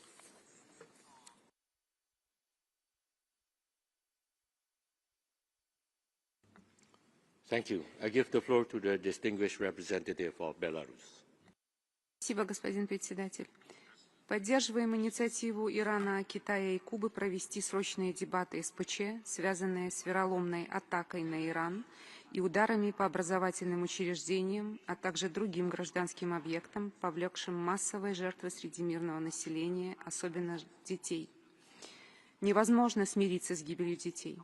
особенно когда это можно и нужно было избежать, продолжая вести дипломатические переговоры, в которых Иран участвовал в духе доброй воли. Важно, чтобы система ООН, включая ее правозащитное направление, не остановилась на заявлениях и выражениях обеспокоенности, а дала соответствующую оценку происходящим нарушениям международного права, международного гуманитарного права и прав человека, которые совершаются в Иране из-за ударов по школам, больницам и критической гражданской инфраструктуре. Большую тревогу вызывает уничтожение энергетических объектов, повлекшее экологическую катастрофу в Тегеране и угрозу здоровью миллионов людей. Осуществление угроз в отношении ядерной энергостанции Ирана станет непоправимой трагедией далеко за пределами страны. Выражаем надежду на скорейшее прекращение вооруженного противостояния и установление мира, в котором остро нуждается все население региона. Thank you.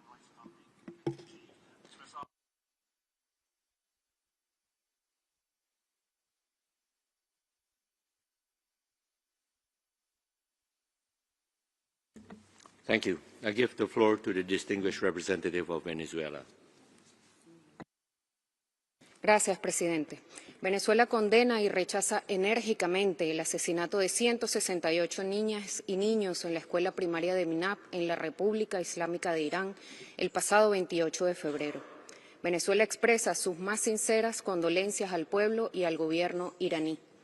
Lamentablemente nos encontramos ante una grave violación del derecho internacional humanitario y de la Carta de las Naciones Unidas, y por ello saludamos la decisión de este Consejo de debatir de manera urgente esta situación a solicitud de Irán, China y Cuba. No existe argumento alguno que justifique el ataque deliberado contra una escuela. Este acto es una afrenta directa contra los derechos humanos del pueblo iraní y de la humanidad. Son inaceptables los ataques contra objetivos civiles. No puede haber impunidad ante esta atrocidad. Debe haber rendición de cuentas. Este Consejo no puede permitirse repetir la inacción y el doble rasero observado en el genocidio palestino. Señor presidente, teniendo en cuenta las causas reales del conflicto en curso que afecta a toda la región y amenaza la paz y la seguridad internacionales, consideramos que debe prevalecer el diálogo y el respeto al derecho internacional, no solo como una obligación legal para garantizar la paz, sino como la única forma legítima de honrar la memoria de las niñas y los niños asesinados en la escuela de Minab. Muchas gracias.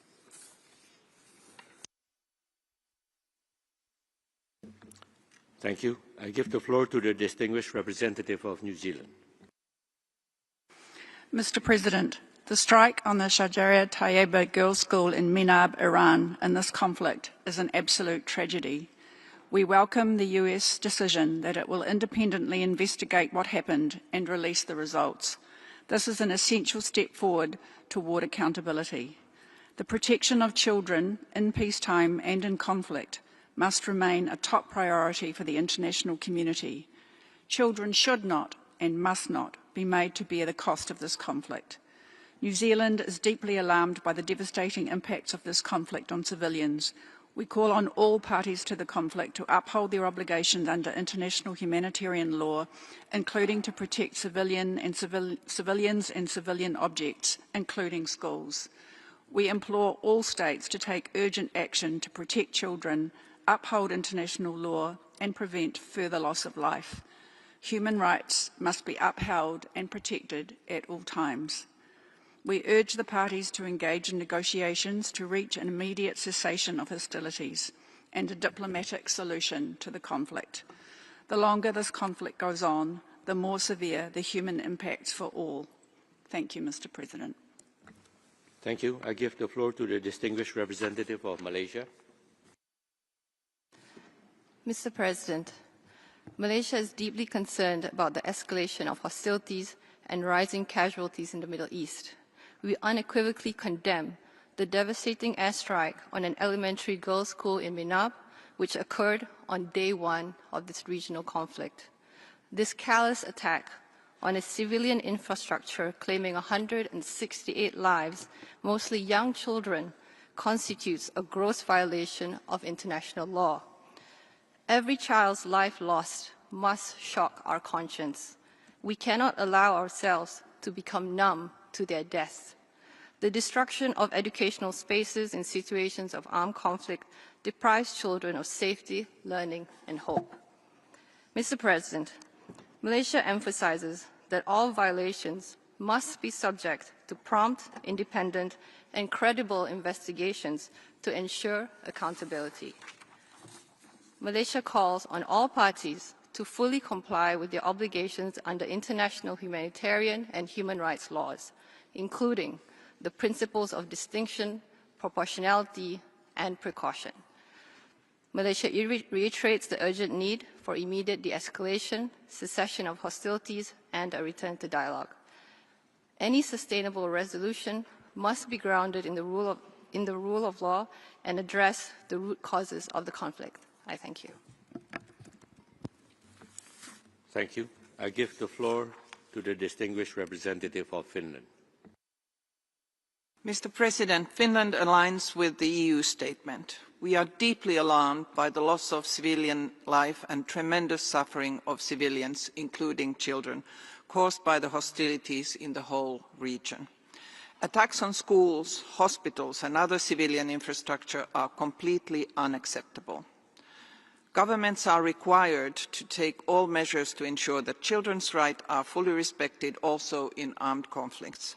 The Safe Schools Declaration provides useful tools as regards protecting the right to education during conflict. Finland calls for de-escalation and maximum restraint, the protection of civilians and civilian objects, including civilian infrastructure, and full respect of international law by all parties, including the UN Charter, international humanitarian law, and international human rights law. Finland also calls for the respect of the universal human rights and fundamental freedoms of the Iranian people, including the right to choose their own future. Thank you.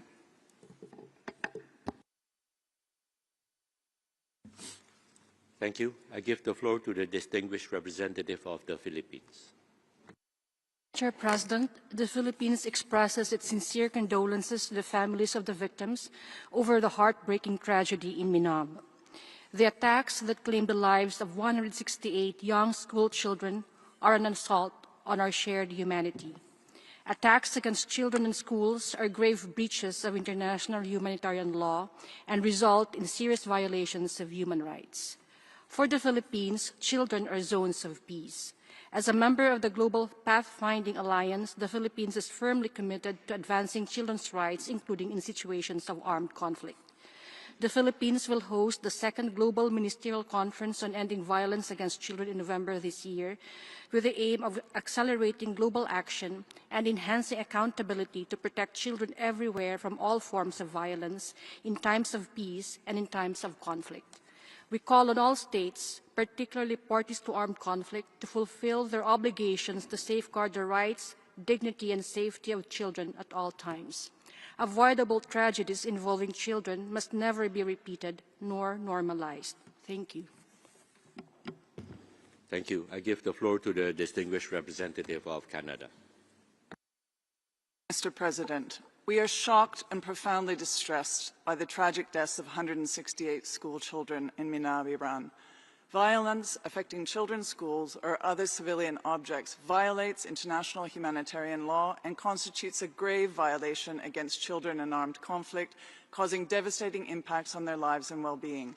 Iranians are bearing an immense human cost in this war. Families are losing loved ones, and many face daily threats of attacks, raising living costs, and critical shortages of basic goods such as food, water, and energy. We implore all parties to comply with international humanitarian law, including the principles of distinction, proportionality, and precaution in order to protect civilians and civilian objects. Canada supports an independent, impartial, and transparent investigation into the incident in Minab, accountability and redress for the victims, and the endorsement and implementation of the Safe Schools Declaration. As the toll on civilians rises, we urge all parties to de-escalate tensions, prioritize pathways for diplomacy, and ensure the protection of civilians. We mourn with the families affected by this unacceptable loss of life. All children have the right to education and must live and learn free from violence, including strikes.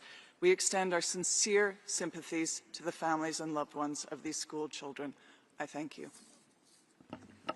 Thank you. I give the floor to the distinguished representative of the Democratic People's Republic of Korea. Thank you, Mr. President. Israel's military attack on the Islamic Republic of Iran, launched under the U.S. active support and patronage, and the military action of the U.S., which joined in it, are an illegal act of aggression and the most despicable form of violation of sovereignty in their nature from A to Z. The DPRK delegation condemns in the strongest tone the shameless rogue act of the U.S. and Israel, which put their domestic law before the recognized international law, and do not hesitate to abuse military muscle in order to realize their selfish and hegemonic ambition. The tyranny's high-handed and arbitrary practices make those countries directly related to the regional situation pay dear price, and give rise to the concern that they may have a negative effect which cannot be disregarded politically, economically, and geopolitically on the region, which has no connection with the present Iranian situation. The unjustifiable war of aggression by the U.S. and Israel can never be tolerated in any case. The relevant and interested parties in the region would be well advised to fulfill their due responsibilities in switching the trend in the situation of the Middle East back to peace and stability. I thank you, Mr. President. Thank you. I give the floor to the distinguished representative of Germany. Thank you, Mr. President. We align ourselves with the EU statement. Germany deeply deplores the loss of life of innocent civilians. Our delegation's thoughts are with the victims and their families. We reiterate our call for de-escalation and maximum restraint. The protection of all civilians and civilian infrastructure, including children, is also reflected in the Safe Schools Declaration in this armed conflict, and for the full respect of international law and international humanitarian law. Germany urges Iran to finally provide full and unhindered access to the mandates created by this Council to ensure that any allegations of violations of international humanitarian law can be independently investigated. In closing, let me reiterate our call for an end of the appalling violence and repression by Iran against its own people. Thank you. Thank you. I give the floor to the distinguished representative of Turkey. Thank you, Mr. President. We are deeply concerned with the escalation of hostilities in our region. An immediate ceasefire is needed to avoid further devastation. We will continue to make every effort to secure a ceasefire and restore stability in the region. Turkey condemns any action that violates international law, endangers the lives of innocent people, and targets civilian infrastructure. Schools, hospitals, places of worship, and water sources should not be targeted. The attack on the school in Minab is a violation of international humanitarian law and should not be repeated. Civilians must be protected at all times and under all circumstances. The fact that those killed were children makes the situation even more grave. We have to do everything in our power to prevent such killings. In line with the Convention on the Rights of the Child, we consider it essential to safeguard the rights to life, survival and development of every child, and call on all parties to take all necessary measures to ensure this. As we mentioned before under this roof, the region needs a comprehensive formula for peace that will replace long decades of instability. Turkey will continue to spare no efforts to end hostilities and build a lasting peace in our region. Thank you. Thank you. I give the floor to the distinguished representative of Sri Lanka. Mr. President, Sri Lanka remains deeply concerned with the evolving situation in West Asia and its implications for regional stability and global security. We are deeply saddened by the strike on Shajareh Tayyebeh Girls School in Minab, resulting in the tragic loss of life of 168 school children and injury to many. This tragedy brings to light the devastating consequences of the conflict, which must be avoided at all costs. Mr. President, Sri Lanka reiterates that respect for international law, including the principles of the UN Charter, remain critical in addressing the ongoing situation in the region. We urge all parties involved to ensure strict adherence to the relevant conventions and declarations and to prioritize the protection of civilian life, in particular of children, women, the elderly and persons with disabilities, as well as of critical infrastructure including schools, hospitals and medical and energy facilities. We call upon all parties to exercise maximum restraint and take all necessary measures for the immediate de-escalation of the situation. We emphasize the importance of diplomacy and dialogue to bring about lasting peace, stability and security in the region. Thank you, Mr. President. Thank you. I give the floor to the distinguished representative of Greece. Thank you, Mr. President. Greece aligns with the EU statement. Greece is closely following the situation in Iran and the broader region with serious concern. We regret the continued loss of civilian lives, particularly children, and stress that the protection of civilians and civilian infrastructure must remain a priority. Compliance with international law, including international humanitarian law and international human rights law, is essential. Greece is deeply concerned about the tragic attack on a school in Minab on 28 February, which resulted in the loss of children's lives. Our thoughts and deepest condolences are with the families. Children are entitled to special protection at all times, including during armed conflict. Schools and other facilities dedicated to civilian use must be safeguarded, and all parties should take concrete steps to avoid harm to children and ensure their rights are fully respected. Incidents affecting educational institutions are particularly concerning. We call on all parties to exercise restraint and avoid further escalation, which would undermine regional stability and international security. Only dialogue, diplomacy and engagement can help reduce tensions and create the conditions for a lasting negotiated solution. We support diplomatic efforts aimed at de-escalation and the protection of human rights in the region. We reiterate our call for the respect of human rights and fundamental freedoms of the Iranian people and recognize the valuable role of international monitoring mechanisms addressing the human rights situation in Iran and support their continued work, which contributes to accountability and transparency. I thank you. Thank you. I give the floor to the distinguished representative of Portugal. Mr. President, Portugal aligns with the statement delivered by the European Union. We call on all parties to exercise maximum restraint and to swiftly return to political and diplomatic solutions. We express our condolences to the victims and mourn the loss of life and the suffering caused to all affected. International law, including international human rights law and international humanitarian law, must be respected. The principles of distinction, proportionality and precaution are non-derogable obligations. Civilians, and especially children, must never be the target of military attacks. Schools must remain safe environments where children can learn and develop free from fear or violence. Portugal stands ready to support all efforts towards ending hostilities and reaching a lasting peace. I thank you. Thank you. I give the floor to the distinguished representative of Austria. Mr. President, Austria aligns itself with the EU statement and recalls its national statement made at the urgent debate called by GCC and Jordan. We reiterate that diplomacy remains the only viable path forward and urge all parties to pursue de-escalation without delay. In line with the Convention of the Rights of the Child, the Safe Schools Declaration, the Children and Armed Conflict Framework, as well as the Political Declaration on Explosive Weapons in Populated Areas, Austria calls on all parties to 1. Strictly adhere to the principles of distinction, proportionality and precaution under international humanitarian law. 2. Ensure that schools, hospitals and other civilian facilities are never targeted or used for military purposes. 3. Conduct independent, transparent and impartial investigations into attacks on civilian infrastructure. And 4. Restrict or refrain from the use of explosive weapons in populated areas, taking all feasible precautions to protect civilians and civilian infrastructure, including the essential services for children to survive and avoid civilian harm. Austria will continue to devote particular attention to the protection of civilians, particularly children, affected by armed conflict and in post-conflict situations.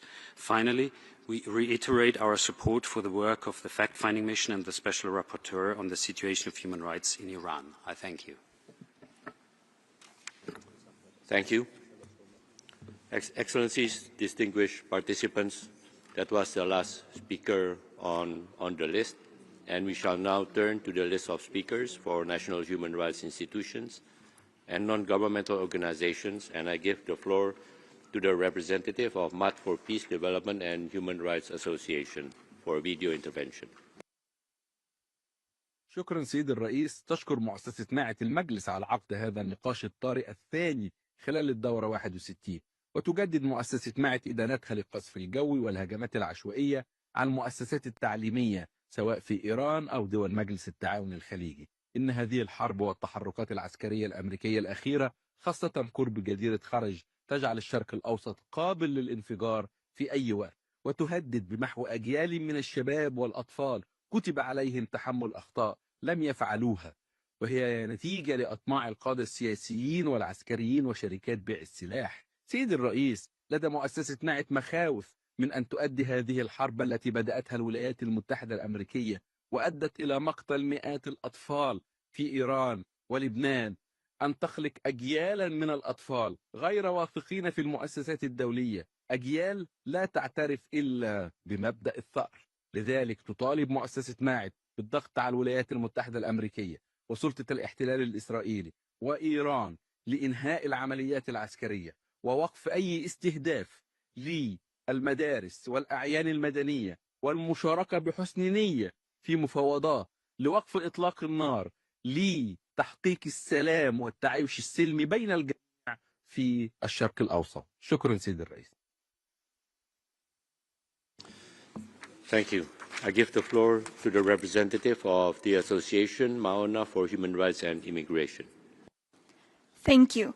Over the last year, attacks on schools in conflict zones around the world have increased by 44%, affecting millions of children. Students and teachers as civilians and schools as civilian objects are protected under international humanitarian law.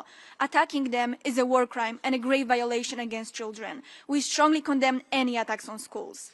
We also want to highlight that over the past few decades, Iran, through its militias, has been responsible for attacks on schools in Syria, Iraq, and Yemen.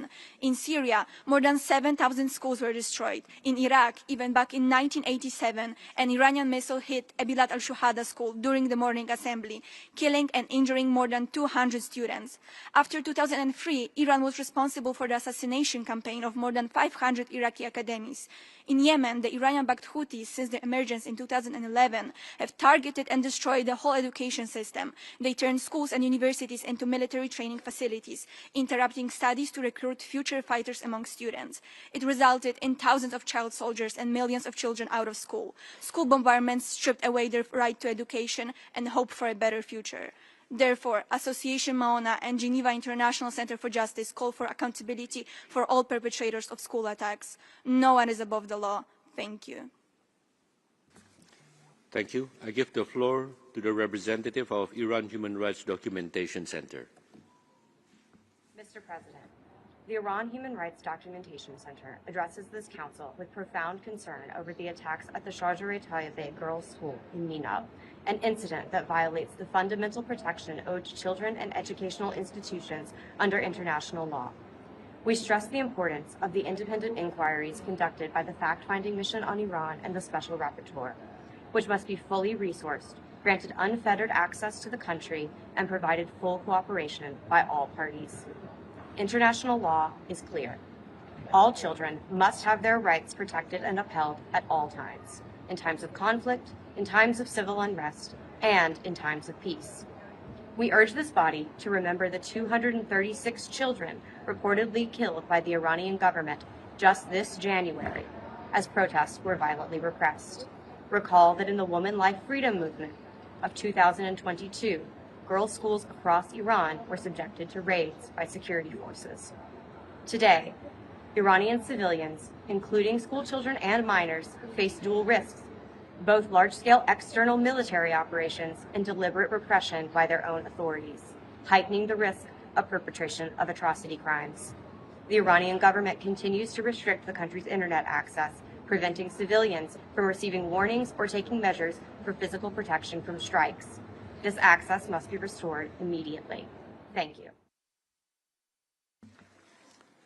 Thank you. I give the floor to the representative of Human Rights Watch. Mr. President, Human Rights Watch is alarmed by attacks on civilians and civilian infrastructure across the conflict, including schools and hospitals and other harms to children, including as a result of mass displacement.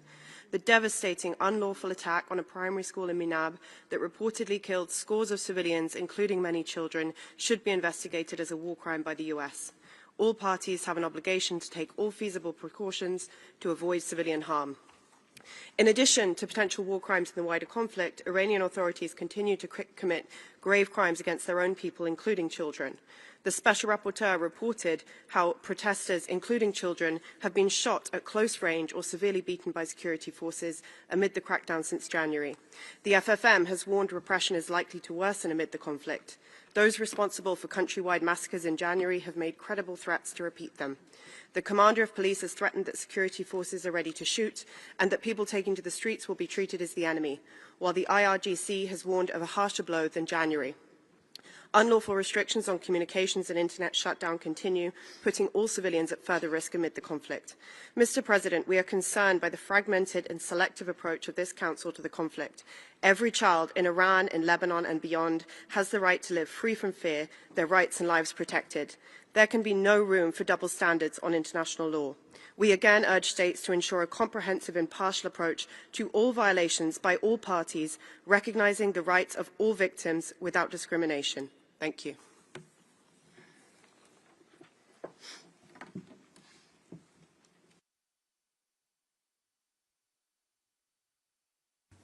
Thank you. I give the floor to the United Nations Watch.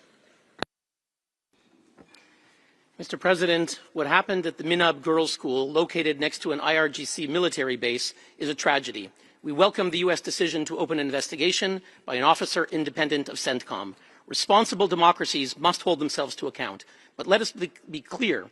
If anything, this incident was an exception that proves the rule.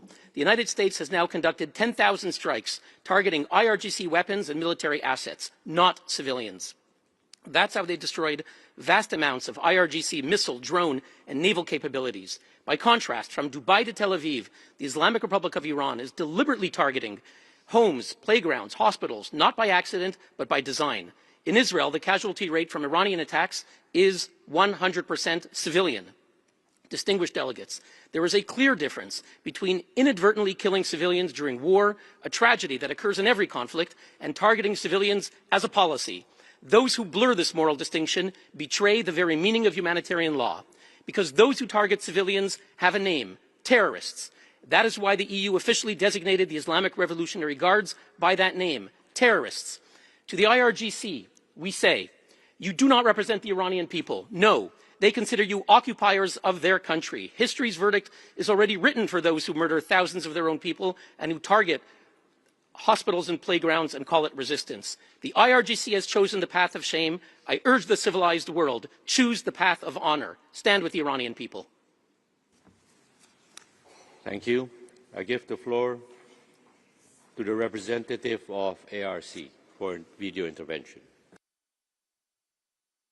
Monsieur le Président, le fait qu'un État appelle à la protection des enfants dans le conflit armé tout en étant impliqué dans de graves violations à leur encontre suscite de profondes préoccupations. Les 7 et 8 janvier, plus de 200 enfants de moins de 18 ans ont été tués par des forces de sécurité lors de manifestations et plusieurs ont été détenus dans des prisons. Les écoliers tués à Minable, comme tous les enfants victimes de conflits, ne sont ni responsables des décisions politiques ni acteurs des hostilités. Ils demeurent les premières victimes de la situation qu'ils ne contrôlent pas. Depuis des années, certains politiques ont exposé la population iranienne à des risques accrus. Des violations graves ont été documentées, notamment l'usage, l'état de la force contre les manifestants pacifiques. Des informations concordantes indiquent également la présence d'installations militaires à proximité des zones civiles, y compris des écoles et des quartiers résidentiels. De telles pratiques constituent une violation grave du droit international humanitaire. Nous, associations ARC et Centres Zacros pour les droits de l'homme, demandons la tenue d'une enquête internationale indépendante et impartiale pour documenter le fait. La protection des enfants exige vérité, justice et fin d'impunité. Merci. Thank you. I give the floor to the representative of IPWR. Bismillah ar-Rahman ar-Rahim. Mr. President, the Institute for Protection of Women's Rights, while thanking Council for convening this urgent meeting, draws the Council's attention to one of the most unprecedented war crimes in recent history. Despite establishing humanitarian and human rights protections for children in armed conflicts, the occupying powers of Israel and the United States, disregarding all international laws, targeted Iranian students with more than 200 children killed to date. In the early hours of these attacks, the Shajareh Tayyebeh Elementary School in Minab was brutally struck, killing 165 innocent children in their classrooms. Targeting children in what should be the safest environment for their growth and education demonstrates the perpetrator's absolute disregard for human dignity and international law. The schools as civilian objects enjoy special protection under international humanitarian law, and attacks against them may constitute war crimes. As a member of Iran's civil society, we strongly condemn the deliberate bombing of the school, and we stress that children, teachers, and schools must never be military targets. We believe that all capacities and human rights mandates must be used to take immediate action for the criminal prosecution of the perpetrators of these atrocities. The silence and inaction of international human rights mechanisms and the resulting impunity will only reinforce this cycle and undermine the credibility of United Nations human rights institutions. Thank you. Thank you. I give the floor to the representative of the Organization for Defending Victims of Violence for a video intervention. Mr. President, we are witnessing a total collapse of global morality. The aerial bombardment of Shajareh Tayyebeh Girls School in Minab is not merely a breach of international humanitarian law. It is a testament to the horrifying impunity championed by the Israel and shielded by the United States. How can we expect Washington officials who are tied to their own scandals of sexual abuse to care about children in Iran? From the dark corners of their scandals to the open slaughter of girls aged 7 to 12 in their classrooms, they have no moral grounds left to stand on. We must ask, where are the lives we were supposed to protect?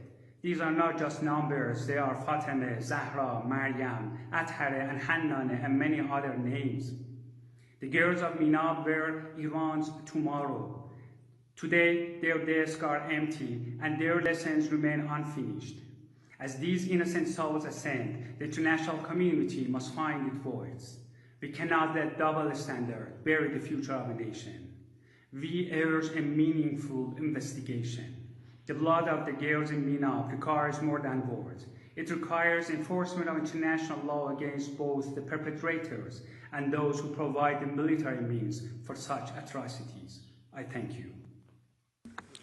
Thank you. I give the floor to the representative of the International Commission of Jurists. The ICJ condemns the unlawful attack on the primary school in Minab. Direct attacks against civilian objects are strictly prohibited, as is the failure to take precautions to protect civilians and civilian objects. The strike must be investigated as a potential war crime. This attack is a part of a pattern of unlawful attacks against civilian objects by the parties to the conflict. The ICJ reiterates its call on all parties to the ongoing conflict to adhere to international law, including the principles of distinction, precaution, and proportionality. The ICJ also reiterates its call on this Council to condemn and address all violations and abuses of human rights and violations of international humanitarian law committed by all parties to this conflict. Maintaining the integrity and credibility of this Council requires no less. As stressed by the chair of the FFN on Iran, Iranian people are caught between a large-scale military campaign by two countries, the US and Israel, and ongoing repression by their own government in Iran. In this context, it is of utmost importance that all relevant HRC mechanisms, including the FFM and the Special Rapporteur on Iran, are able to pursue their critical work to document human rights violations and abuses committed in Iran, especially those amounting to crimes under international law, with the view to contribute to accountability for such crimes, and states must cooperate fully with these mechanisms. I thank you. Thank you. I give the floor to the representative of Association of Iranian Short-Statured Adults for a video intervention. Mr. President, we cannot allow the mass killing of children to be normalized, nor buried beneath reports, statements, and expressions of grave concerns. What is required today is action and accountability. In Minab, 168 children were killed in a war crime carried out by U.S. Israeli forces. The targeting of these children was part of a broader pattern of systematically abandoning legal obligations by the United States, continuing on its impunity to do so. One cannot expect humanitarian concerns for Iranian children from those whose pasts are shadowed by allegations of child exploitations, and such systematic cruelty is the hallmark of a war criminal. Any credible investigation must be independent and must center evidence and testimony from within Iran, by Iranians, and for the victims. Families have the right not only to the truth, but to dignity, to be heard and to be believed. What we're witnessing is not an isolated war crime. From Minab to Gaza, there is a pattern: the normalization of attacks on schools, the erosion of civilian protection, and the dehumanization of children. The post-Second World War legal order is collapsing before our eyes. The children of Shajareh Tayyebeh were the future of a nation. If this continues with impunity, then no child anywhere will ever be safe. Thank you. I give the floor to the representative of Maloka International. La protección de la infancia y de las instituciones educativas en contexto de conflicto armado no es una opción política, es una opción del DIH, es una obligación del DIH y de los derechos humanos. El ataque contra la escuela de Minab constituye una grave violación de estos principios fundamentales. Los convenios de Ginebra y sus protocolos adicionales son claros. Los bienes de carácter civil, en particular las escuelas, gozan de protección especial. Atacarlos no solo vulnera el principio de distinción, sino que erosiona los fundamentos mismos del orden jurídico internacional. Este Consejo no puede limitarse a una aislada sin examinar el contexto mucho más amplio. La región atraviesa una escalada que no surge en el vacío. El derecho internacional reconoce el derecho inherente a la legítima defensa conforme al artículo 51 de la Carta, así como la obligación de los Estados de no permitir que su territorio sea utilizado para actos contra terceros. Nos preocupa la tendencia a aplicar el derecho internacional de manera selectiva.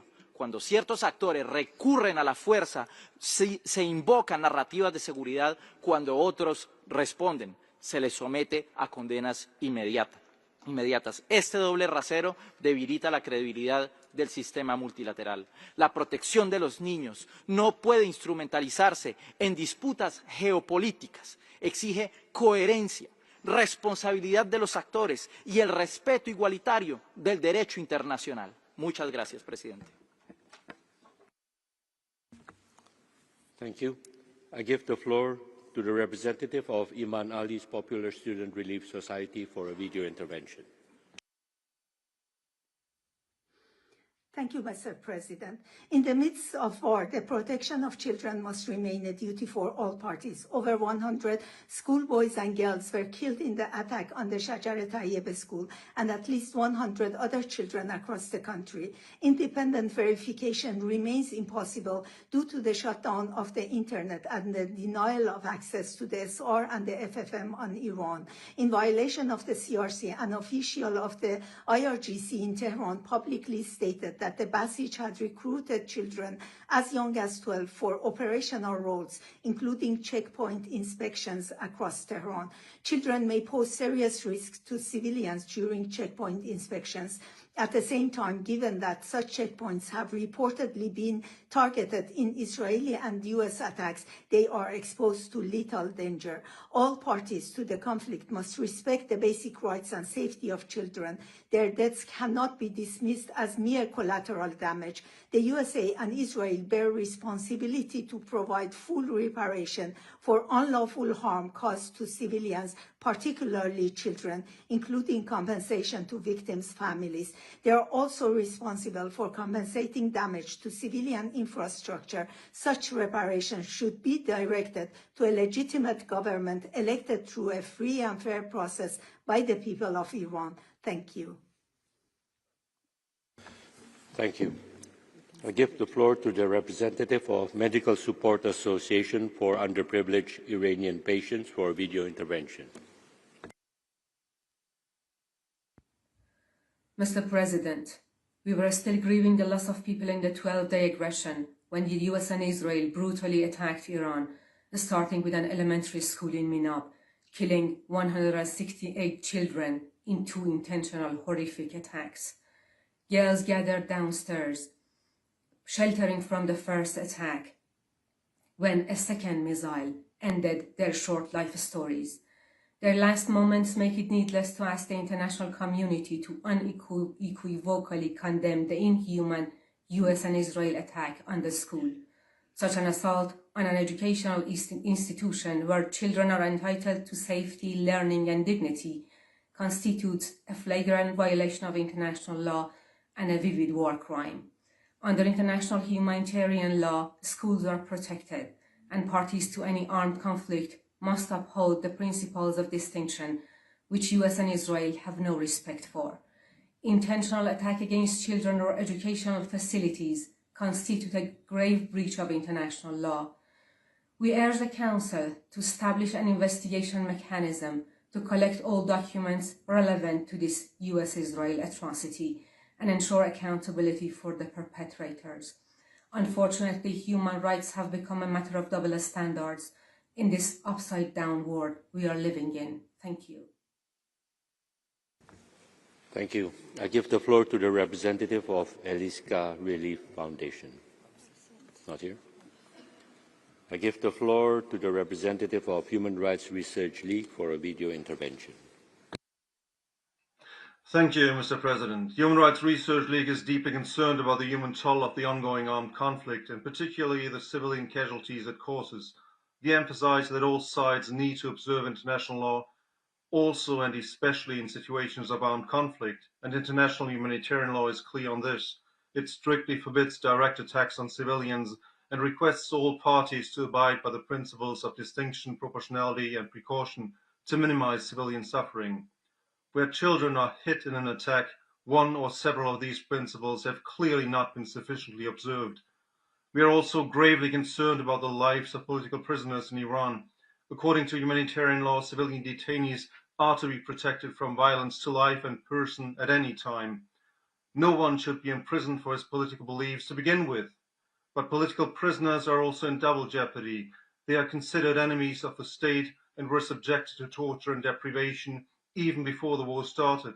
And during the recent bombings of Iran, reports indicate that prison guards had left their posts, bringing themselves to safety while leaving the prisoners locked in and without shelter. Human Rights Research League implores this council to ensure all sides observe humanitarian law and pressure the government of Iran to release all political prisoners and ensure their safety. I thank you. Thank you.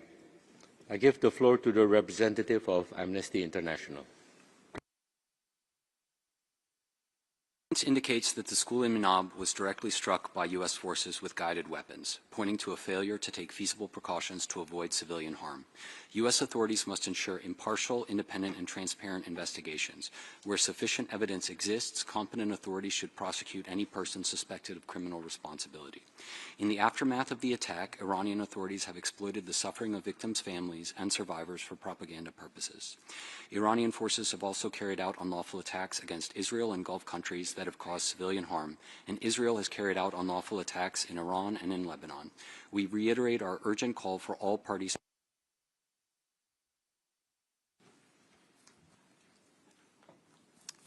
in authorities threaten further mass killings of dissidents and protesters amid an ongoing internet shutdown they imposed.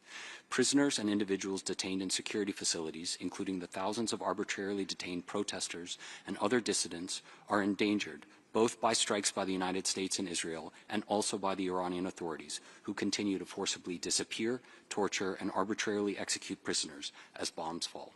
This Council must insist that respect for international law and tackling impunity be the centerpiece of any genuine political resolution, with holistic accountability efforts driven by the gravity of the harms done rather than politics. This Council must champion a comprehensive and sustained strategy leveraging all tools and mandates available, including the Office of the High Commissioner for Human Rights, treaty bodies, and the Human Rights Council mandates and processes. Thank you.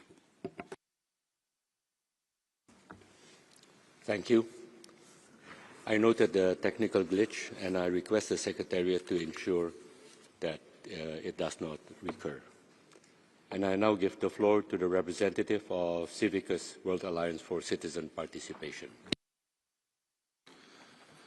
Mr. President, Civicus is gravely concerned about the unfolding situation in Iran and the Gulf region. The conflict is exacerbating the already closed civic space in Iran. We firmly condone the indiscriminate attacks and targeting civilians, including children. The aerial attacks on school and civilian infrastructure constitute a grave breach of international humanitarian and human rights law. We urge a full and transparent investigation into all such instances to ensure justice for all victims. Following the U.S. and Israel's aggression in breach of international law towards Iran and amid Iran's retaliation, the conflict has caused immense loss of life in addition to threatening further deterioration of fundamental freedoms in the region. The coordinated airstrikes by Israel and the US have killed at least 1,255 people in Iran, injuring about 10,000 according to official data. Serious concerns remain over the safety of protest detainees, forcibly disappeared protesters and imprisoned activists in Iran.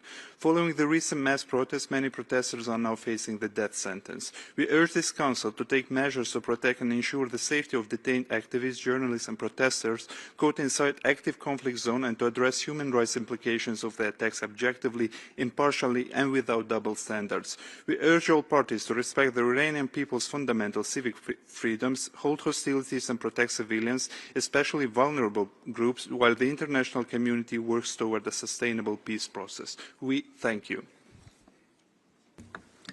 Thank you. I give the floor to the representative of International Association of Justice Watch by video. In the name of God, Madam President and distinguished members of the Human Rights Council, the Justice Watch Association in this urgent session today asks a very simple but decisive question. If an attack on a school does not provoke an immediate response from this council, then what will? The attack on a school in Minab carried out during the military operations of the United States and Israel is not merely a tragic incident. It is a test of the credibility of the international system for the protection of civilians. A school is a place for learning, not a battlefield. A child is entitled to protection, not to be a target. And if these basic principles collapse, what is at stake is not just a city or a country, but the very integrity of the international law. We warn that leaving an attack on a school unanswered sends a dangerous message to the world that even children are no longer protected. So we hereby call upon the Human Rights Council to unequivocally and formally condemn this attack, immediately establish an independent fact-finding mechanism in cooperation with Iranian NGOs holding consultative status as eyewitnesses, and hold those who ordered, carried out, and supported this attack accountable, leveraging the capacity of organizations with consultative status.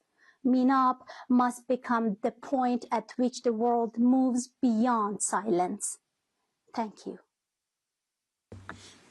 Thank you. I give the floor to the representative of Rajasthan, Samgras Kalyan Santan, for a video intervention. Thank you, Mr. President. Armed conflict does not end when guns fall silent, especially for children. In 2024, a staggering 520 million children, 1 in 5 globally, have been in active conflict zones. These children are not merely survivors. They are right holders entitled to justice, healing, and a future.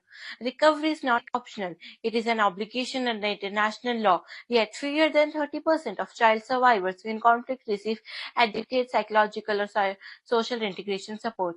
Evidence shows that community-based psychological care, access to education, family reunification, and livelihood support significantly reduce re-recruitment and intergenerational violence. We must move beyond rhetoric to systematic action. We urge all states to invest in gender and age-sensitive integration programs, ensuring every child formerly associated with armed groups is recognized first as a victim. establish accessible, child-friendly justice mechanisms that prioritize restorative practices over retribution, guarantee meaningful child participation in designing and monitoring recovery processes because policies about children must include children. Mr. President, accountability is prevention. Without reparations, recovery remains incomplete. Let us transform today's discussions into tomorrow's protections. Every child deserves a childhood, not a conflict zone. We thank you. May all live happily. Thank you. I give the floor.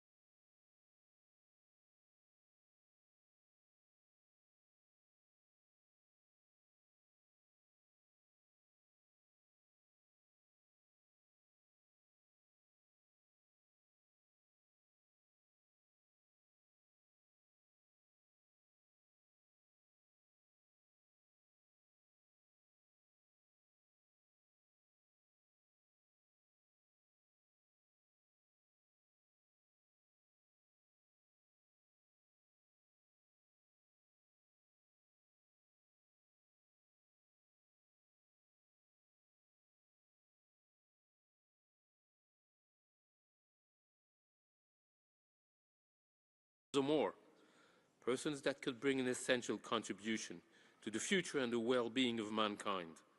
Killing is to a large extent self-destructive. Full respect for human life is the path ahead. Thank you, Mr. President.